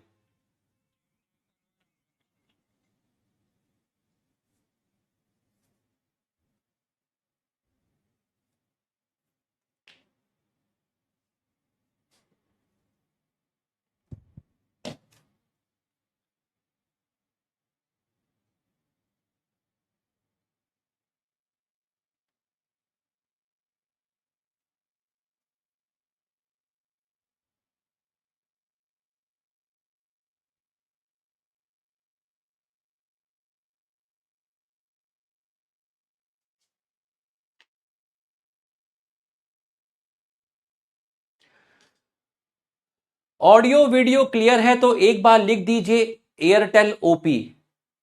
जियो का चला गया, हमने जियो की वायर निकाली और एयरटेल का घुसा दिया। ठीक, तो एक बार लिख दीजिए एयरटेल ओपी। क्लास कैंसिल नहीं होगी बेटा, 2 इंटरनेट हैं, ठीक है। वो तो तब होगा जब दूसरा जाएगा। जिस दिन ऐसा हुआ तो मैं फिर बीएसएनएल वाला भी लगा लूंगा, ठीक है। क्लास कैंसिल नहीं होगी, लिख दीजिए एयरटेल ओपी। ठीक है, बहुत बढ़िया, शाबाश, बहुत बढ़िया, बहुत बढ़िया, ठीक है। पहले क्लास लेते थे तो इतनी घबराहट होती थी यार, एक इंटरनेट है, अगर चला गया तो बच्चा रेल बना देगा, है ना, ऐसी की तैसी कर देगा। अब एकदम मेंटली रिलैक्स होते हैं। चला गया तो चला गया, निकालना है और दूसरा वायर डालना है। ठीक है, चलिए, कंक्लूजन फ्रॉम सेल साइकिल। बच्चों, एक पेरेंट सेल में कितने क्रोमोसोम लेके चले थे? सर, एक पेरेंट सेल में 4 क्रोमोसोम लेके चले थे। तो एक पेरेंट सेल में अगर मैं आपसे कहूं कि एक पेरेंट सेल में आप कितने क्रोमोसोम लेके चले, सर हम पेरेंट सेल में अगर हम आपसे पूछें कि आप कितने क्रोमोसोम लेके चले, सर 4 लेके चले। G1 में कितने थे? सर 4 थे। S में कितने थे? सर 4 थे। G2 में कितने थे? सर 4 थे। M फेस के बाद भी कितने थे? 4 थे। इसका मतलब no change in chromosome number. इसका मतलब no change in chromosome number. No change in chromosome number. कहीं पर भी क्रोमोसोम के नंबर में चेंज नहीं आया। पेरेंट सेल के अंदर अगर मैं डीएनए अमाउंट की बात करूं कि आप कितना डीएनए लेके चले थे, आप कितना डीएनए लेके चले थे, सर 2C लेके चले। G1 में कितना रहा? 2C। S में कितना रहा? 4C। G2 में कितना रहा? 4C। M में कितना रहा? 2C। तो S फेस के अंदर क्रोमोसोम का नंबर डबल नहीं होता, डीएनए का अमाउंट डबल होता है। एस फेस में डीएनए अमाउंट डबल होता है, but no change in chromosome number. तो और आप देखें, जितना पेरेंट सेल में था क्रोमोसोम और डीएनए का अमाउंट, उतना ही डॉटर सेल में है। तो ऐसा लगा जैसे सेम सेम। तो बच्चों, ये चीज बिल्कुल आपको क्लियर हुई तो आप यस लिख दीजिए। ये चीज आपको एकदम क्लियर हुई तो आप एक बार हमारे सम्मान में यस लिख दीजिए। एक बार आप हमारे सम्मान में यस लिख दीजिए। ये चीज आपको क्लियर हुई तो एक बार आप हमारे सम्मान में यस लिख दीजिए। जल्दी से यस लिख दीजिए, है ना, एक बार आप हमारे सम्मान में यस लिख दीजिए। ठीक, तो अगर मैं आपसे कहूं कि जो ड्यूरेशन होता है, किसका ड्यूरेशन? सेल साइकिल का duration. Duration of cell cycle fix नहीं होता, ये वेरी करता है फ्रॉम ऑर्गेनिज्म टू ऑर्गेनिज्म। इस स्लाइड के बाद एनसीईआरटी रीड कराई जाएगी और तुम देखना कितना मजा आएगा। Duration of cell cycle vary from organism to organism और सेल टू सेल। जैसे मैं आपसे बात करूं, ह्यूमन के बारे में बात करूं, ह्यूमन सेल के बारे में बात करूं, तो ह्यूमन सेल में सेल साइकिल का जो ड्यूरेशन है, ह्यूमन सेल में सेल साइकिल का जो ड्यूरेशन है वो 24 आवर्स है। और इस 24 आवर्स में से स्टार्टिंग के 23 घंटे लगते हैं कहां पर? लगते हैं आपके इंटरफेस में। और लास्ट का जो 1 घंटा है, लास्ट में जो 1 घंटा है, वो आपका लगता है एम फेस में। अरे दीवाने, आया ना मजा? ठीक है, ऐसे ही मैं ईस्ट की बात करूं तो east divide in 90 minutes, Yeats divide in 90 minute. तो ये आपका हो गया। अब एक छोटी सी चीज और बताऊंगा और उसके बाद पूरी एनसीईआरटी इतनी खतरनाक तरीके से उधेड़ूंगा कि फील हो जाएगा। और जितना मैंने पढ़ाया उसके अलावा एक्स्ट्रा मत पढ़ना आगे का, कि मैं आगे का जीवन एस और जी टू भी पढ़ लेता हूं, नहीं, नहीं पढ़ना। जितना मैंने आपको बताया। अब आप देखिए, तो कोई भी सेल अगर मैं कहूं ये एक सेल है, तो कोई भी सेल सबसे पहले कहां जाती है? जीवन में जाती है। जीवन के बाद कहां जाती है? एस में जाती है। एस के बाद कहां जाती है? G2 में जाती है। तो कोई भी पेरेंट सेल पहले G1 में जाएगी, फिर S में जाएगी, फिर G2 में जाएगी, और G2 के बाद वो आपकी जाएगी M फेस के अंदर। इसको हमने बोला इंटरफेस, और इसको हमने बोला एम फेस। अब जब माइटोसिस के बाद दो सेल आपकी बनती हैं, तो ये सेल और ये सेल, दोनों सेल वापस से कहां जाएंगी? वापस से जीवन में जाएंगी। ये सेल वापस से एस में जाएंगी। ये सेल वापस से G2 में जाएंगी। ये सेल से बनेंगी दो सेल फिर से, और ये सेल से बनेंगी दो सेल, और इसको क्या बोलेंगे? इसको आप बोलेंगे इंटरफेस, और इसको आप बोलेंगे एम फेस। तो एक सेल पहले G1 में गई, फिर S में गई, फिर G2 में गई। G2 के बाद वो सेल डिवाइड करी जिसको आपने माइटोसिस बोला। तो जो दो सेल बनी वो वापस से G1 में गई, फिर S में गई, फिर G2 में गई, मतलब इंटरफेस में गई। फिर यहां से दो बनी, यहां से दो बनी, एम फेस। तो बच्चों, दो एम फेस के बीच में क्या आया? दो एम फेस के बीच में क्या आया? दो एम फेस के बीच में क्या आया? दो एम फेस के बीच में क्या आया? तो दो इंटरफेस आकर बिटवीन, दो एम फेस के बीच में क्या आया? दो एम फेस के बीच में क्या आया? Interphase occur between two M phase. Interphase occur between two M phase. Interphase occur between two M phase. Interphase occur between two M phase. यहां तक की पढ़ाई अगर आपको समझ में आ गई है तो एक बार हमारे सम्मान में यस लिख दीजिए। एक बार हमारे सम्मान में यस लिख दीजिए अगर यहां तक की पढ़ाई आपको समझ में आ गई है। तो एक बार हमारे सम्मान में यस लिख दीजिए। एक बार हमारे सम्मान में यस लिख दीजिए। एक बार आप हमारे सम्मान में यस लिख दीजिए। ठीक, चलो अब जब मैं एनसीईआरटी पढ़ूंगा, इसको थोड़ा ऊपर लगा देते, ये यहां से हटा देते। अब मैं एनसीईआरटी पढ़ूंगा, पूरा ध्यान से देखिएगा। ठीक, इससे पहले भी एक पैराग्राफ है, वो अभी मैंने रीड नहीं किया। तो जब मैंने नहीं किया तो तू भी रीड मत करना। ठीक है, जब तक मैंने नहीं किया तू भी रीड मत करना।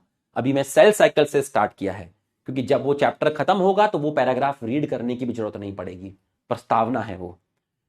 Cell division is very important process on all living organism. Cell division का मतलब है M phase. During the division of cell, ठीक है, during the division of cell, और बेटर लिख देते तो यहां लिख देते बिफोर डिवीजन ऑफ सेल, और बेहतर लिखते या सेल डिवीजन के टाइम या उससे पहले, before the division of cell, आपका होता है डीएनए रेप्लिकेशन। कहां पर? एस फेस में। और cell growth take place. Cell growth कहां हुई? G1 में हुई, एस में हुई, G2 में हुई। ठीक है, जहां पर न्यूक्लियस का कंटेंट भी बढ़ा और साइटोप्लाज्म का कंटेंट भी बढ़ा। तो साइटोप्लाज्म का कंटेंट इंक्रीज हुआ और न्यूक्लियस में डीएनए का कंटेंट इंक्रीज हुआ। इनको बोल रहे हैं सेल ग्रोथ। ये जितने भी प्रोसेस हैं, सेल डिवीजन हो, सेल डिवीजन मतलब M phase, DNA replication, cell growth, ये सारे के सारे प्रोसेस जो हैं वो आपके कोऑर्डिनेशन में होते हैं। कोऑर्डिनेशन में होना जरूरी है ताकि करेक्ट डिवीजन हो और formation of progeny. Progeny cell का मतलब है कि जो दो डॉटर सेल आपकी बनेंगी, formation of progeny containing intact genome. Intact genome का मतलब क्या है? जीनोम का मतलब है यहां पर डीएनए और क्रोमोसोम से। तो जब दो डॉटर सेल आपकी बनेंगी तो उनमें same DNA, same amount of DNA and chromosome मिलेगा एज इन पेरेंट सेल। तो अगर चीजें एक सीक्वेंस में होगी, अगर चीजें एक सीक्वेंस में होगी, सही तरीके से होगी, तभी तो डीएनए बराबर बराबर बटेगा, तभी तो क्रोमोसोम बराबर बराबर जाएंगे। तो इंटैक्ट जीनोम का मतलब है डीएनए से या फिर क्रोमोसोम से। करेक्ट डिवीजन को सुनिश्चित कीजिए ताकि जो दो डॉटर सेल बनने वाली हैं उनमें इंटैक्ट जीनोम रहे, उतना ही क्रोमोसोम, उतना ही डीएनए जाए जितना पेरेंट सेल में है। समझ में आया तो यस लिख, समझ में आया तो यस लिख। अब यहां से बनाई गई है डेफिनेशन, यहां से बनाई गई है डेफिनेशन। तो मैं पहले डेफिनेशन आपकी लिख देता हूं, सेल साइकिल की डेफिनेशन आपकी लिख देता हूं। ठीक है, जो किताब की डेफिनेशन है वो लिख देता हूं। Definition of cell cycle. फिर मैं ये पढ़ूंगा, पहले मैं यहां से लेके यहां तक की लाइन एक सिंपल भाषा में लिख देता हूं, फिर मैं आपकी पढ़ूंगा। ठीक है, सेल साइकिल क्या है? सेल साइकिल की definition, the sequence of events. और आपको कुछ पूछूंगा, आप जवाब दीजिएगा। आपसे मैं कुछ पूछूंगा, आप जवाब दीजिएगा। The sequence of event by which cell duplicate its genome, cell duplicate its genome, DNA, and other constituent of cell। Other constituent of cell से मतलब है सेल ऑर्गेनेल। तो सबसे पहले सेल अपने डीएनए को डुप्लीकेट करेगी और दूसरे कॉन्स्टिट्यूएंट ऑफ सेल को डुप्लीकेट करेगी। इसका मतलब ये दोनों के दोनों किसको रिप्रेजेंट कर रहे हैं? ये दोनों की दोनों चीज रिप्रेजेंट कर रहे हैं इंटरफेस को। तो सेल अपने डीएनए को डबल करेगी और जो दूसरे कॉन्स्टिट्यूएंट ऑफ सेल हैं जैसे सेल ऑर्गेनेल, उनको भी डबल करेगी। मतलब ये रिप्रेजेंट कर रहा है किसको? इंटरफेस को। और ये करने के बाद क्या होगा? इसके बाद क्या होगा? And equally distribute in two daughter cell. ये किसको रिप्रेजेंट कर रहा है? ये रिप्रेजेंट कर रहा है एम फेस को, डिवीजन फेस को। माइटोसिस को रिप्रेजेंट कर रहा है, सेल डिवीजन को रिप्रेजेंट कर रहा है, और ये आपका सेल ग्रोथ को रिप्रेजेंट कर रहा है। बच्चों फील हुआ तो यस लिखिए। यस लिखने में शर्माया मत कीजिए, एक आदमी तुम्हारे लिए इतनी मेहनत कर रहा है, लिख दे यस। अगर समझ में आया तो यस लिख दे, नहीं तो अपरिचित आ जाएगा। जल्दी से यस लिख दे, जल्दी से यस लिख दे, जल्दी से यस लिख दे। हमारे पास और है ही क्या, तुम्हारा यस ही तो है भाई, वो भी तुम हमसे छीन लोगे। अरे दीवाने, इधर देखना, लेक्चर देख कैसे बिल्ड हुआ है।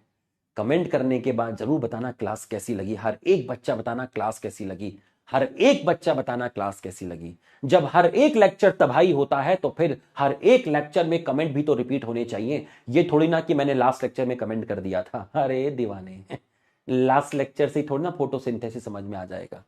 करने का बाबा, करने का है, करने का है। ये इतनी मेहनत से तुमको दोबारा दोबारा पढ़ाता हूं। Sequence of event by which cell duplicate its genome, synthesis the other constituent of cell. Other constituent से मतलब है यहां पर सेल ऑर्गेनेल, जीनोम से मतलब है यहां पर DNA, and divide into two daughter cell. ये लाइन रिप्रेजेंट करती है किसको, एम्फेस को, termed cell cycle. Cell growth in terms of cytoplasm, in terms of cytoplasm मतलब सेल ऑर्गेनेल की सिंथेसिस होना, और सेल ऑर्गेनेल की सिंथेसिस साइटोप्लाज्म में होती है। इसको बोलते हैं साइटोप्लाज्मिक ग्रोथ। ठीक है, कैसा प्रोसेस है, कॉन्टिन्यूअस प्रोसेस है, क्योंकि G1 में भी है, S में भी है और G2 में भी है। डीएनए सिंथेसिस हर जगह नहीं है, ये किसी एक पर्टिकुलर स्टेज में है, और वो पर्टिकुलर स्टेज कौन सी है, S है। रेप्लिकेटेड क्रोमोसोम का मतलब है डीएनए, जो डिस्ट्रीब्यूट हो गया डॉटर न्यूक्लियस में by complex series of event. Complex series of event से मतलब है कैरियोकाइनेसिस एंड साइटोकाइनेसिस,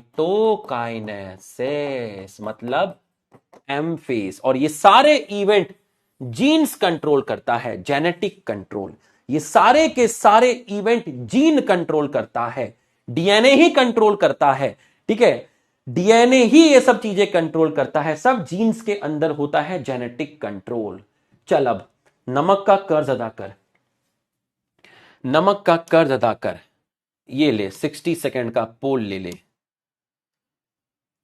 ले ले, इसी से तो नीट निकलेगा। बॉटनी वाले सर सब कराते थे, एक एक चीज दिया, अपनी किडनी बेच दी, सब कुछ कर दिया, तेरा क्यों नहीं हुआ, क्योंकि उसने पोल नहीं कराया। अरे दीवाने, ये सड़ी हुई मानसिकता, ये जो मानसिकता है ना बेटा, खा जाएगी, तुझे बर्बाद कर देगी। और याद करना, नेक्स्ट ईयर जब मैं बनाऊंगा ना रोड मैप, तो उसमें सबसे पहले यही डालूंगा, और 5-6 लोगों के स्क्रीनशॉट भी डालूंगा कि इनका सिलेक्शन इसलिए नहीं हुआ क्योंकि इनको पोल नहीं कराया गया। आ जाओ, cell division is important in few living organism, few नहीं ऑल, पहला गलत हो गया। During cell division only DNA replication occur but not cell growth, but also cell growth, cell growth भी होती है, गलत हो गया। Cell division, DNA replication, cell growth occur random, random नहीं होता, ये आपका ऑर्डर में होता है, गलत हो गया। Cell growth in terms of cytoplasmic increase is discontinuous, discontinuous नहीं, कॉन्टिन्यूअस होता है, ये भी गलत हो गया। DNA synthesis occur during one particular stage, सही है। Replicated chromosome distributed daughter nuclear by complex series of event under the genetic control, ये भी सही है। ठीक है, ई और एफ मतलब आपके दो स्टेटमेंट करेक्ट हैं, ऑप्शन जाएगा आपका डी। 60% लोगों ने कहा।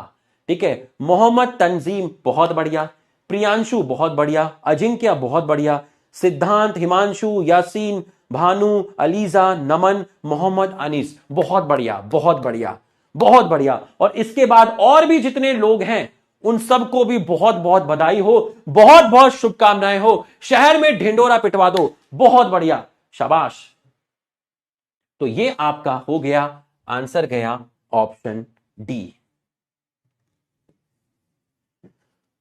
अब सबका आंसर आना चाहिए, पहले ये देख लेते हैं। A typical eukaryote cell, human cell in a culture. एक ह्यूमन सेल को जब आप ग्रो करवाओगे लैब के अंदर, वो सेल डिवाइड करेगी 24 आवर्स में। दिस ड्यूरेशन जो सेल साइकिल की है वो वेरी करती है ऑर्गेनिज्म से ऑर्गेनिज्म भी, और सेल टू सेल। मतलब हर ऑर्गेनिज्म का या हर सेल का सेल साइकिल का ड्यूरेशन फिक्स नहीं होता। ठीक है, ईस्ट के अंदर आपका है 90 मिनट। सेल साइकिल को दो पार्ट में डिवाइड किया है, इंटरफेस और एम फेस। इंटरफेस और एम फेस। ठीक है, G1 S G2, अभी यही बताया तुम्हें, G1 S और G2। ये भी हमने नहीं पढ़ा है, प्रोफेस, मेटाफेस, एनाफेस, टीलोफेस मैंने तो नहीं बताया है। तुमने लास्ट ईयर पढ़े होंगे अलग बात है, मैंने तो नहीं बताया। मैं तो G1 S और G2 बताया है, मैंने तो अभी G0 की बात ही नहीं की है। अभी थोड़ी ना बात करूंगा, तरीके से तो आगे आगे बढ़ूंगा। Typical eukaryote cell in human, typical eukaryote cell in human which divide twice, twice नहीं सिंगल, गलत हो गया। Duration of cell vary from organism to organism but also cell to cell, गलत हो गया। Each cell duration is 90 hours, 90 hour नहीं 90 minute, गलत हो गया। Cell cycle divided into two phase, interphase plus M phase, बिल्कुल सही है। आंसर जाएगा ऑप्शन डी। रेल लगा दो डी की, डी की रेल बना दो। M phase represent the phase when the actual cell division or mitosis occur. Interphase, interphase represent the phase between two successive M phase. दो M phase के बीच में interface है, दो M phase के बीच में इंटरफेस है, दो M phase के बीच में इंटरफेस है। तो दो एम फेस के बीच में इंटरफेस है। It is significant to note that in the 24 hours average duration of cell cycle of human cell, cell division proper lasts for only about an hour. मतलब एक घंटा, मतलब 23 hours और 1 hour। ये है एम फेस, ये है interphase. Interphase last more than 95% of duration of cell cycle. बताइए answer. Human cell divide last for 1 hour in 24 hours, interphase more than 95% of cell cycle. ठीक, स्पीड में करना, दूसरी बार पढ़ रहे हो, ऐसा नहीं कि यहां पूरा का पूरा टाइम लगाओ, तुम्हें पढ़ने का ऑप्शन दिया जाएगा, नहीं 30 सेकंड में कर, नहीं तो तू वैसे ही नहीं हो पाएगा ना, सीट कितनी कम है, तो फिर कहां से हो जाएगा, 25 लाख लोग बैठेंगे, अपने आप ही पिछड़ जाएगा, तुझे लोगों के साथ मैच करना पड़ेगा। When actual cell division or mitosis occur, an interface represents the phase between two M phase. तो आंसर जाएगा all are correct, all are correct, all are correct। आ जाओ। M phase start with the nuclear division, ठीक है, जहां पर आप separation of daughter chromosome karyokinesis, मैंने आपको बताया था कि कैरियोकाइनेसिस में क्या हो रहा है, मैंने आपको बताया था कैरियोकाइनेसिस के अंदर आपके डॉटर क्रोमोसोम इक्वली डिस्ट्रीब्यूट कर रहे हैं एम फेस के अंदर। डॉटर क्रोमोसोम आपके इक्वली डिस्ट्रीब्यूट कर रहे हैं। After chromosomal duplication separation of daughter chromosome कहां बताया था, एम फेस में। ये हो रहा है separation of daughter chromosome in M phase, in M phase, in M phase, और usually end with division of cytokinesis. Interphase को बोलते हैं रेस्टिंग फेस, क्यों, क्योंकि इस टाइम सेल प्रिपेयर कर रही है डिवीजन के लिए, सेल डिवीजन की तैयारी कर रही है। Cell is not dividing, cell क्या कर रही है, सेल ग्रोथ कर रही है। सेल ग्रोथ में एग्जाम्पल मैंने बताया, सेल ऑर्गेनेल की सिंथेसिस कर रही है, कहां पर, साइटोप्लाज्म में, और सेल कर रही है डीएनए रेप्लिकेशन एस में, और ये सब ऑर्डर में होते हैं, रैंडम नहीं होते। और ये डिवाइड होता है G1 में, S में और G2 के अंदर, G2 के अंदर। M phase start with cytokinesis, नहीं गलत हो गया, एंड विथ कैरियोकाइनेसिस, यहां आना चाहिए था कैरियोकाइनेसिस, यहां आना चाहिए था cytokinesis. Interphase is resting phase, cell is prepare for division, both cell growth and DNA replication, सही है। Interphase divided into gap 1 S and G2, सही है। आंसर जाएगा B and C, B and C, B and C. बहुत बढ़िया, यहां तक तुम्हारे मास्टर ने तुम्हें एक्सप्लेन किया है, यहां तक ही तुम्हारे मास्टर ने तुम्हें एक्सप्लेन किया है, इसके बाद का तुम्हारे मास्टर ने एक्सप्लेन नहीं किया।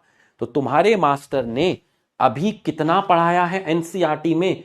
G2 तक पढ़ाया है। बट कुछ गुदड़ी के लाल हैं, बात मानते नहीं है, मानते नहीं है बात, कि हम टीचर की नहीं सुनेंगे, हम डेढ़ शाने हैं, हम तो यहां ये भी पढ़ेंगे। बस यही गलती हो जाती है, और जवाब नीट के टाइम मिल जाएगा। जब तेरा मास्टर बोला कि तेरे मास्टर ने यहां तक पढ़ाया है, कौन लिखा ये छुट्टी?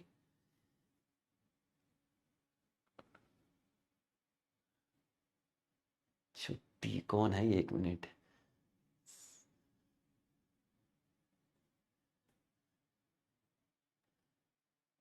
तीन चार का सब्सक्रिप्शन कैंसिल करके कल इनके नाम लेकर आओ और इनके फोन नंबर यहां पर दिखाओ, तब मजा आएगा। जब तेरा मास्टर G2 तक पढ़ाया तो तेरी हिम्मत कैसे हुई बुक खोलने की कि तू G2 के नीचे जाके पढ़ेगा? तेरी हिम्मत कैसे हुई? सर मैं डेढ़ शाना हूं, मैंने पिछले साल तैयारी की थी, मुझे आता है। पिछले साल तैयारी की थी तो यहां क्या कर रहा है? Be a good listener, have faith in your teacher.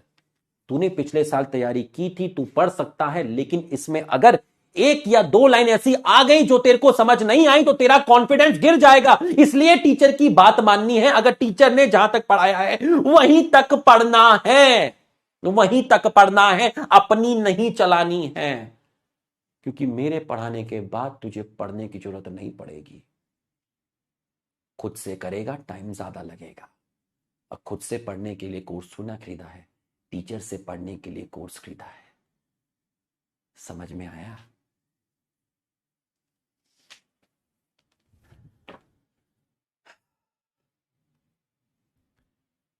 अब पूरे का रिवीजन लेना, ठीक? मैंने तुम्हें क्लियर कर दिया कहां तक पढ़ाया है, यहां तक पढ़ाया। मैंने अभी G1S और G2 नहीं पढ़ाया, G1S और G2 नहीं पढ़ाया। कल एक टेबल बनेगी G1S और G2 में, और इनके बीच में 20 डिफरेंस लिखाए जाएंगे। कल एक टेबल बनेगी G1S और G2 के बीच में, और इनके बीच में 20 डिफरेंस लिखाए जाएंगे। जब तक कॉपी में इनके बीच में 20 डिफरेंस नहीं होंगे तब तक G1S और G2 खत्म नहीं होगा।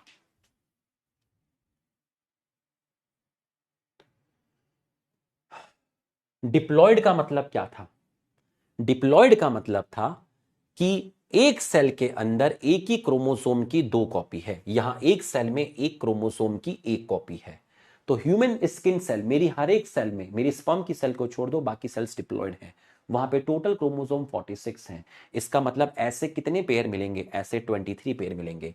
बट मेरे स्पर्म में हर 2 में से एक जाएगा, तो मेरे स्पर्म में 23 मिलेंगे। मेरे स्पर्म हैप्लॉयड है। एक ही पेयर के 2 क्रोमोसोम को होमोलोगस बोलते हैं, अलग अलग पेयर के क्रोमोसोम को नॉन होमोलोगस बोलते हैं। एक क्रोमोसोम एक क्रोमोसोम, एक क्रोमैटिड 2 क्रोमैटिड, यहां डीएनए कम है, यहां डीएनए ज्यादा है। पापा की प्रॉपर्टी को पहले डबल किया, पापा ने 1 रुपए से 2 रुपए किया, प्रॉपर्टी डबल हुई, इंटरफेस बंटवारा हुआ, एम फेस। 1 रुपया 1 रुपया। एक डीएनए था, 10 ऑर्गेनिल थे, पहले कंटेंट को डबल किया, एक डीएनए से 2 डीएनए हो गए, 10 से 20 हो गए, सिंथेसिस करके। एम फेस में डिवीजन हुआ, न्यूक्लियस का डिवीजन हुआ, कैरियोकाइनेसिस। साइटोप्लाज्म का डिवीजन हुआ, साइटोकाइनेसिस। इंटरफेस में सेल डिवाइड नहीं करती, 95% से ज्यादा टाइम लगता है, लॉन्ग होता है। रेस्टिंग फेस होता है क्योंकि सेल डिवाइड नहीं कर रही। एक्टिव फेस इसलिए बोलते हैं क्योंकि सेल कॉन्टिन्यूसली चीजों की सिंथेसिस करती है। ऐप में जब लेक्चर खत्म होगा तो वहां पर कमेंट करके बताना लेक्चर कैसा लगा, और अभी रिवीजन प्लानर लेके जाना। जो कमजोर दिल के हैं ना, जिनको जल्दी रहती है, वही भागते हैं और यही रोते हैं बाद में। डीएनए सिंथेसिस हुई, ठीक। एम फेस में डिवाइडिंग है, लेस देन 5% है, शॉर्ट है, ठीक है। डिवाइडेड है कैरियोकाइनेसिस और साइटोकाइनेसिस में, न्यूक्लियस का डिवीजन, साइटोप्लाज्म का डिवीजन। सेल साइकिल में interface plus M phase, interface 3 part में डिवाइड है, G1, S एंड G2। एक सेल थी पेरेंट सेल, मैंने ये एज्यूम किया कि इसके अंदर क्रोमोसोम नंबर 4 है। आप 4 की जगह 8 लिख के एज्यूम कर लीजिए, 16 लिख के एज्यूम कर लीजिए। 16 बनेंगे कहां अंदर, जगह कम पड़ जाएगी। एक क्रोमोसोम में एक क्रोमैटिड है, और एक डिप्लॉयड सेल में टोटल डीएनए के कंटेंट को 2C बोलते हैं, ठीक। मेरे स्पर्म के अंदर डीएनए कंटेंट को 1C बोलेंगे। एक हैप्लॉयड सेल में डीएनए के कंटेंट को 1C बोलते हैं। एक डिप्लॉयड सेल में डीएनए के कंटेंट को 2C बोलते हैं। अब जो भाग गया होगा उसको ये 1C वाला पॉइंट समझ नहीं आएगा। एक हैप्लॉयड सेल में, स्पर्म में, एग में जो टोटल डीएनए होता है उसको 1C बोलते हैं। एक डिप्लॉयड सेल में जो टोटल डीएनए होता है उसको 2C बोलते हैं। जीवन में जब सेल आई तो साइटोप्लाज्म मैक्सिमम सेल ऑर्गेनल की सिंथेसिस हुई, जिसको सेल ग्रोथ बोला। जब एस में आई तो यहां सेंट्रोल का डुप्लीकेशन हुआ, ये भी सेल ग्रोथ है, और डीएनए की सिंथेसिस हुई। तो क्रोमोसोम का नंबर सेम है, डीएनए का अमाउंट डबल हो गया। यहां एक क्रोमोसोम में 2 क्रोमैटिड है, यहां एक क्रोमोसोम में 1 क्रोमैटिड है। यहां पर क्रोमोसोम और डीएनए में कोई चेंज नहीं आया, लेकिन कुछ ऑर्गेनल की सिंथेसिस यहां पर भी हुई। फिर जब ये डिवीजन हुआ तो यहां से येलो येलो वाली क्रोमैटिड अब कहलाई जाएगी डॉटर क्रोमोसोम। ये येलो वाली क्रोमैटिड यहां कहलाई जाएगी डॉटर क्रोमोसोम। तो 4 क्रोमोसोम यहां, 4 क्रोमोसोम यहां। तो डीएनए का अमाउंट 4C से क्या हो गया, 2C हो गया। क्रोमोसोम की संख्या सेम है, तो डॉटर सेल और पेरेंट सेल में क्रोमोसोम का नंबर सेम है, इसको बोलते हैं इक्वेशनल डिवीजन। तो माइटोसिस में पेरेंट और डॉटर सेल का क्रोमोसोम नंबर सेम होता है, इसलिए माइटोसिस को बोलते हैं इक्वेशनल डिवीजन। सेल ग्रोथ तीनों में हुई, तीनों में कुछ ना कुछ सिंथेसिस हुआ। सेल डिवीजन एम फेस में हुआ, सबसे ज्यादा सेल ऑर्गेनल की सिंथेसिस G1 में हुई। डीएनए रेप्लिकेशन S में हुआ।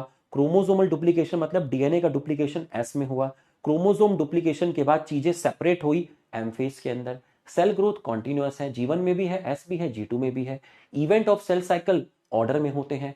एस फेस में डीएनए डबल होता है, क्रोमोसोम में कोई नंबर में चेंज नहीं आता। अगर 4 क्रोमैटिड है G1 में, तो G1 में एक क्रोमैटिड का मतलब एक क्रोमोसोम है, तो क्रोमोसोम की संख्या 4 होगी। 8 क्रोमैटिड इन एस फेस में 2 क्रोमैटिड का मतलब एक क्रोमोसोम है, तो क्रोमोसोम नंबर 4। कंक्लूजन क्या निकला, पेरेंट सेल में 4 क्रोमोसोम थे, 4 ही रहे। डीएनए का अमाउंट 2C था, फिर G1 में 2C हुआ, S में 4C रहा, फिर 4C हुआ, फिर 2C हुआ। तो डीएनए का अमाउंट S में डबल हुआ, क्रोमोसोम में कोई चेंज नहीं आया। ह्यूमन सेल की सेल साइकिल की ड्यूरेशन 24 घंटे है, जिसमें 23 घंटे इंटरफेस में करती है, 1 घंटा एम फेस में करती है। ईस्ट 90 मिनट में डिवाइड करता है, ठीक। एक सेल इंटरफेस करके माइटोसिस करके 2 सेल बनाती है, ये 2 सेल वापस से इंटरफेस करती है और फिर एम फेस आता है। तो 2 एम फेस के बीच में आता है इंटरफेस। ये चारों सेल फिर से इंटरफेस में चली जाएंगी, फिर एम फेस करेंगी। तो सीक्वेंस ऑफ इवेंट जहां सेल अपने जीनोम को डुप्लीकेट करती है मतलब interface, other constituent of cell मतलब इंटरफेस मतलब सेल ऑर्गेनेल, और उसको इक्वली डिस्ट्रीब्यूट करती है एम फेस के अंदर। तो बच्चों 3:10 हो गए हैं और मुझे बहुत मजा आया लेक्चर के बाद। इंटरनल खुशी मिल रही है, सेटिस्फेक्शन मिल रहा है कि पहली क्लास हमने तबाही क्लास ली है, और इसको बोलते हैं स्लो पॉइजन। स्टार्ट कितना बेसिक से हुआ था, कई लोगों को लगा यार ये क्या बता रहे हैं हैप्लॉइड डिप्लॉइड। तो बी अ गुड फिनिशर। शुरू के 2 या 3 मिनट में डिस्टर्बेंस हुआ, बट लास्ट में देखिए बी अ गुड फिनिशर। शुरुआत कैसे करते हो मैटर करता है, उससे भी ज्यादा मैटर करता है फिनिशिंग कैसे करते हो। फिनिशिंग देखिए, इसको बोलते हैं स्लो पॉइजन। दिमाग को दम हिला के रख दिया कॉन्सेप्ट के बेसिस पर, ठीक। ये तो शुरुआत है, ठीक है। आग तो कल लगेगी, आग तो कल लगेगी जब G1 S और G2 के बीच में 20 डिफरेंस लिखाऊंगा, ठीक है। तो हर क्लास तबाही होगी, हर लेक्चर तबाही होगा।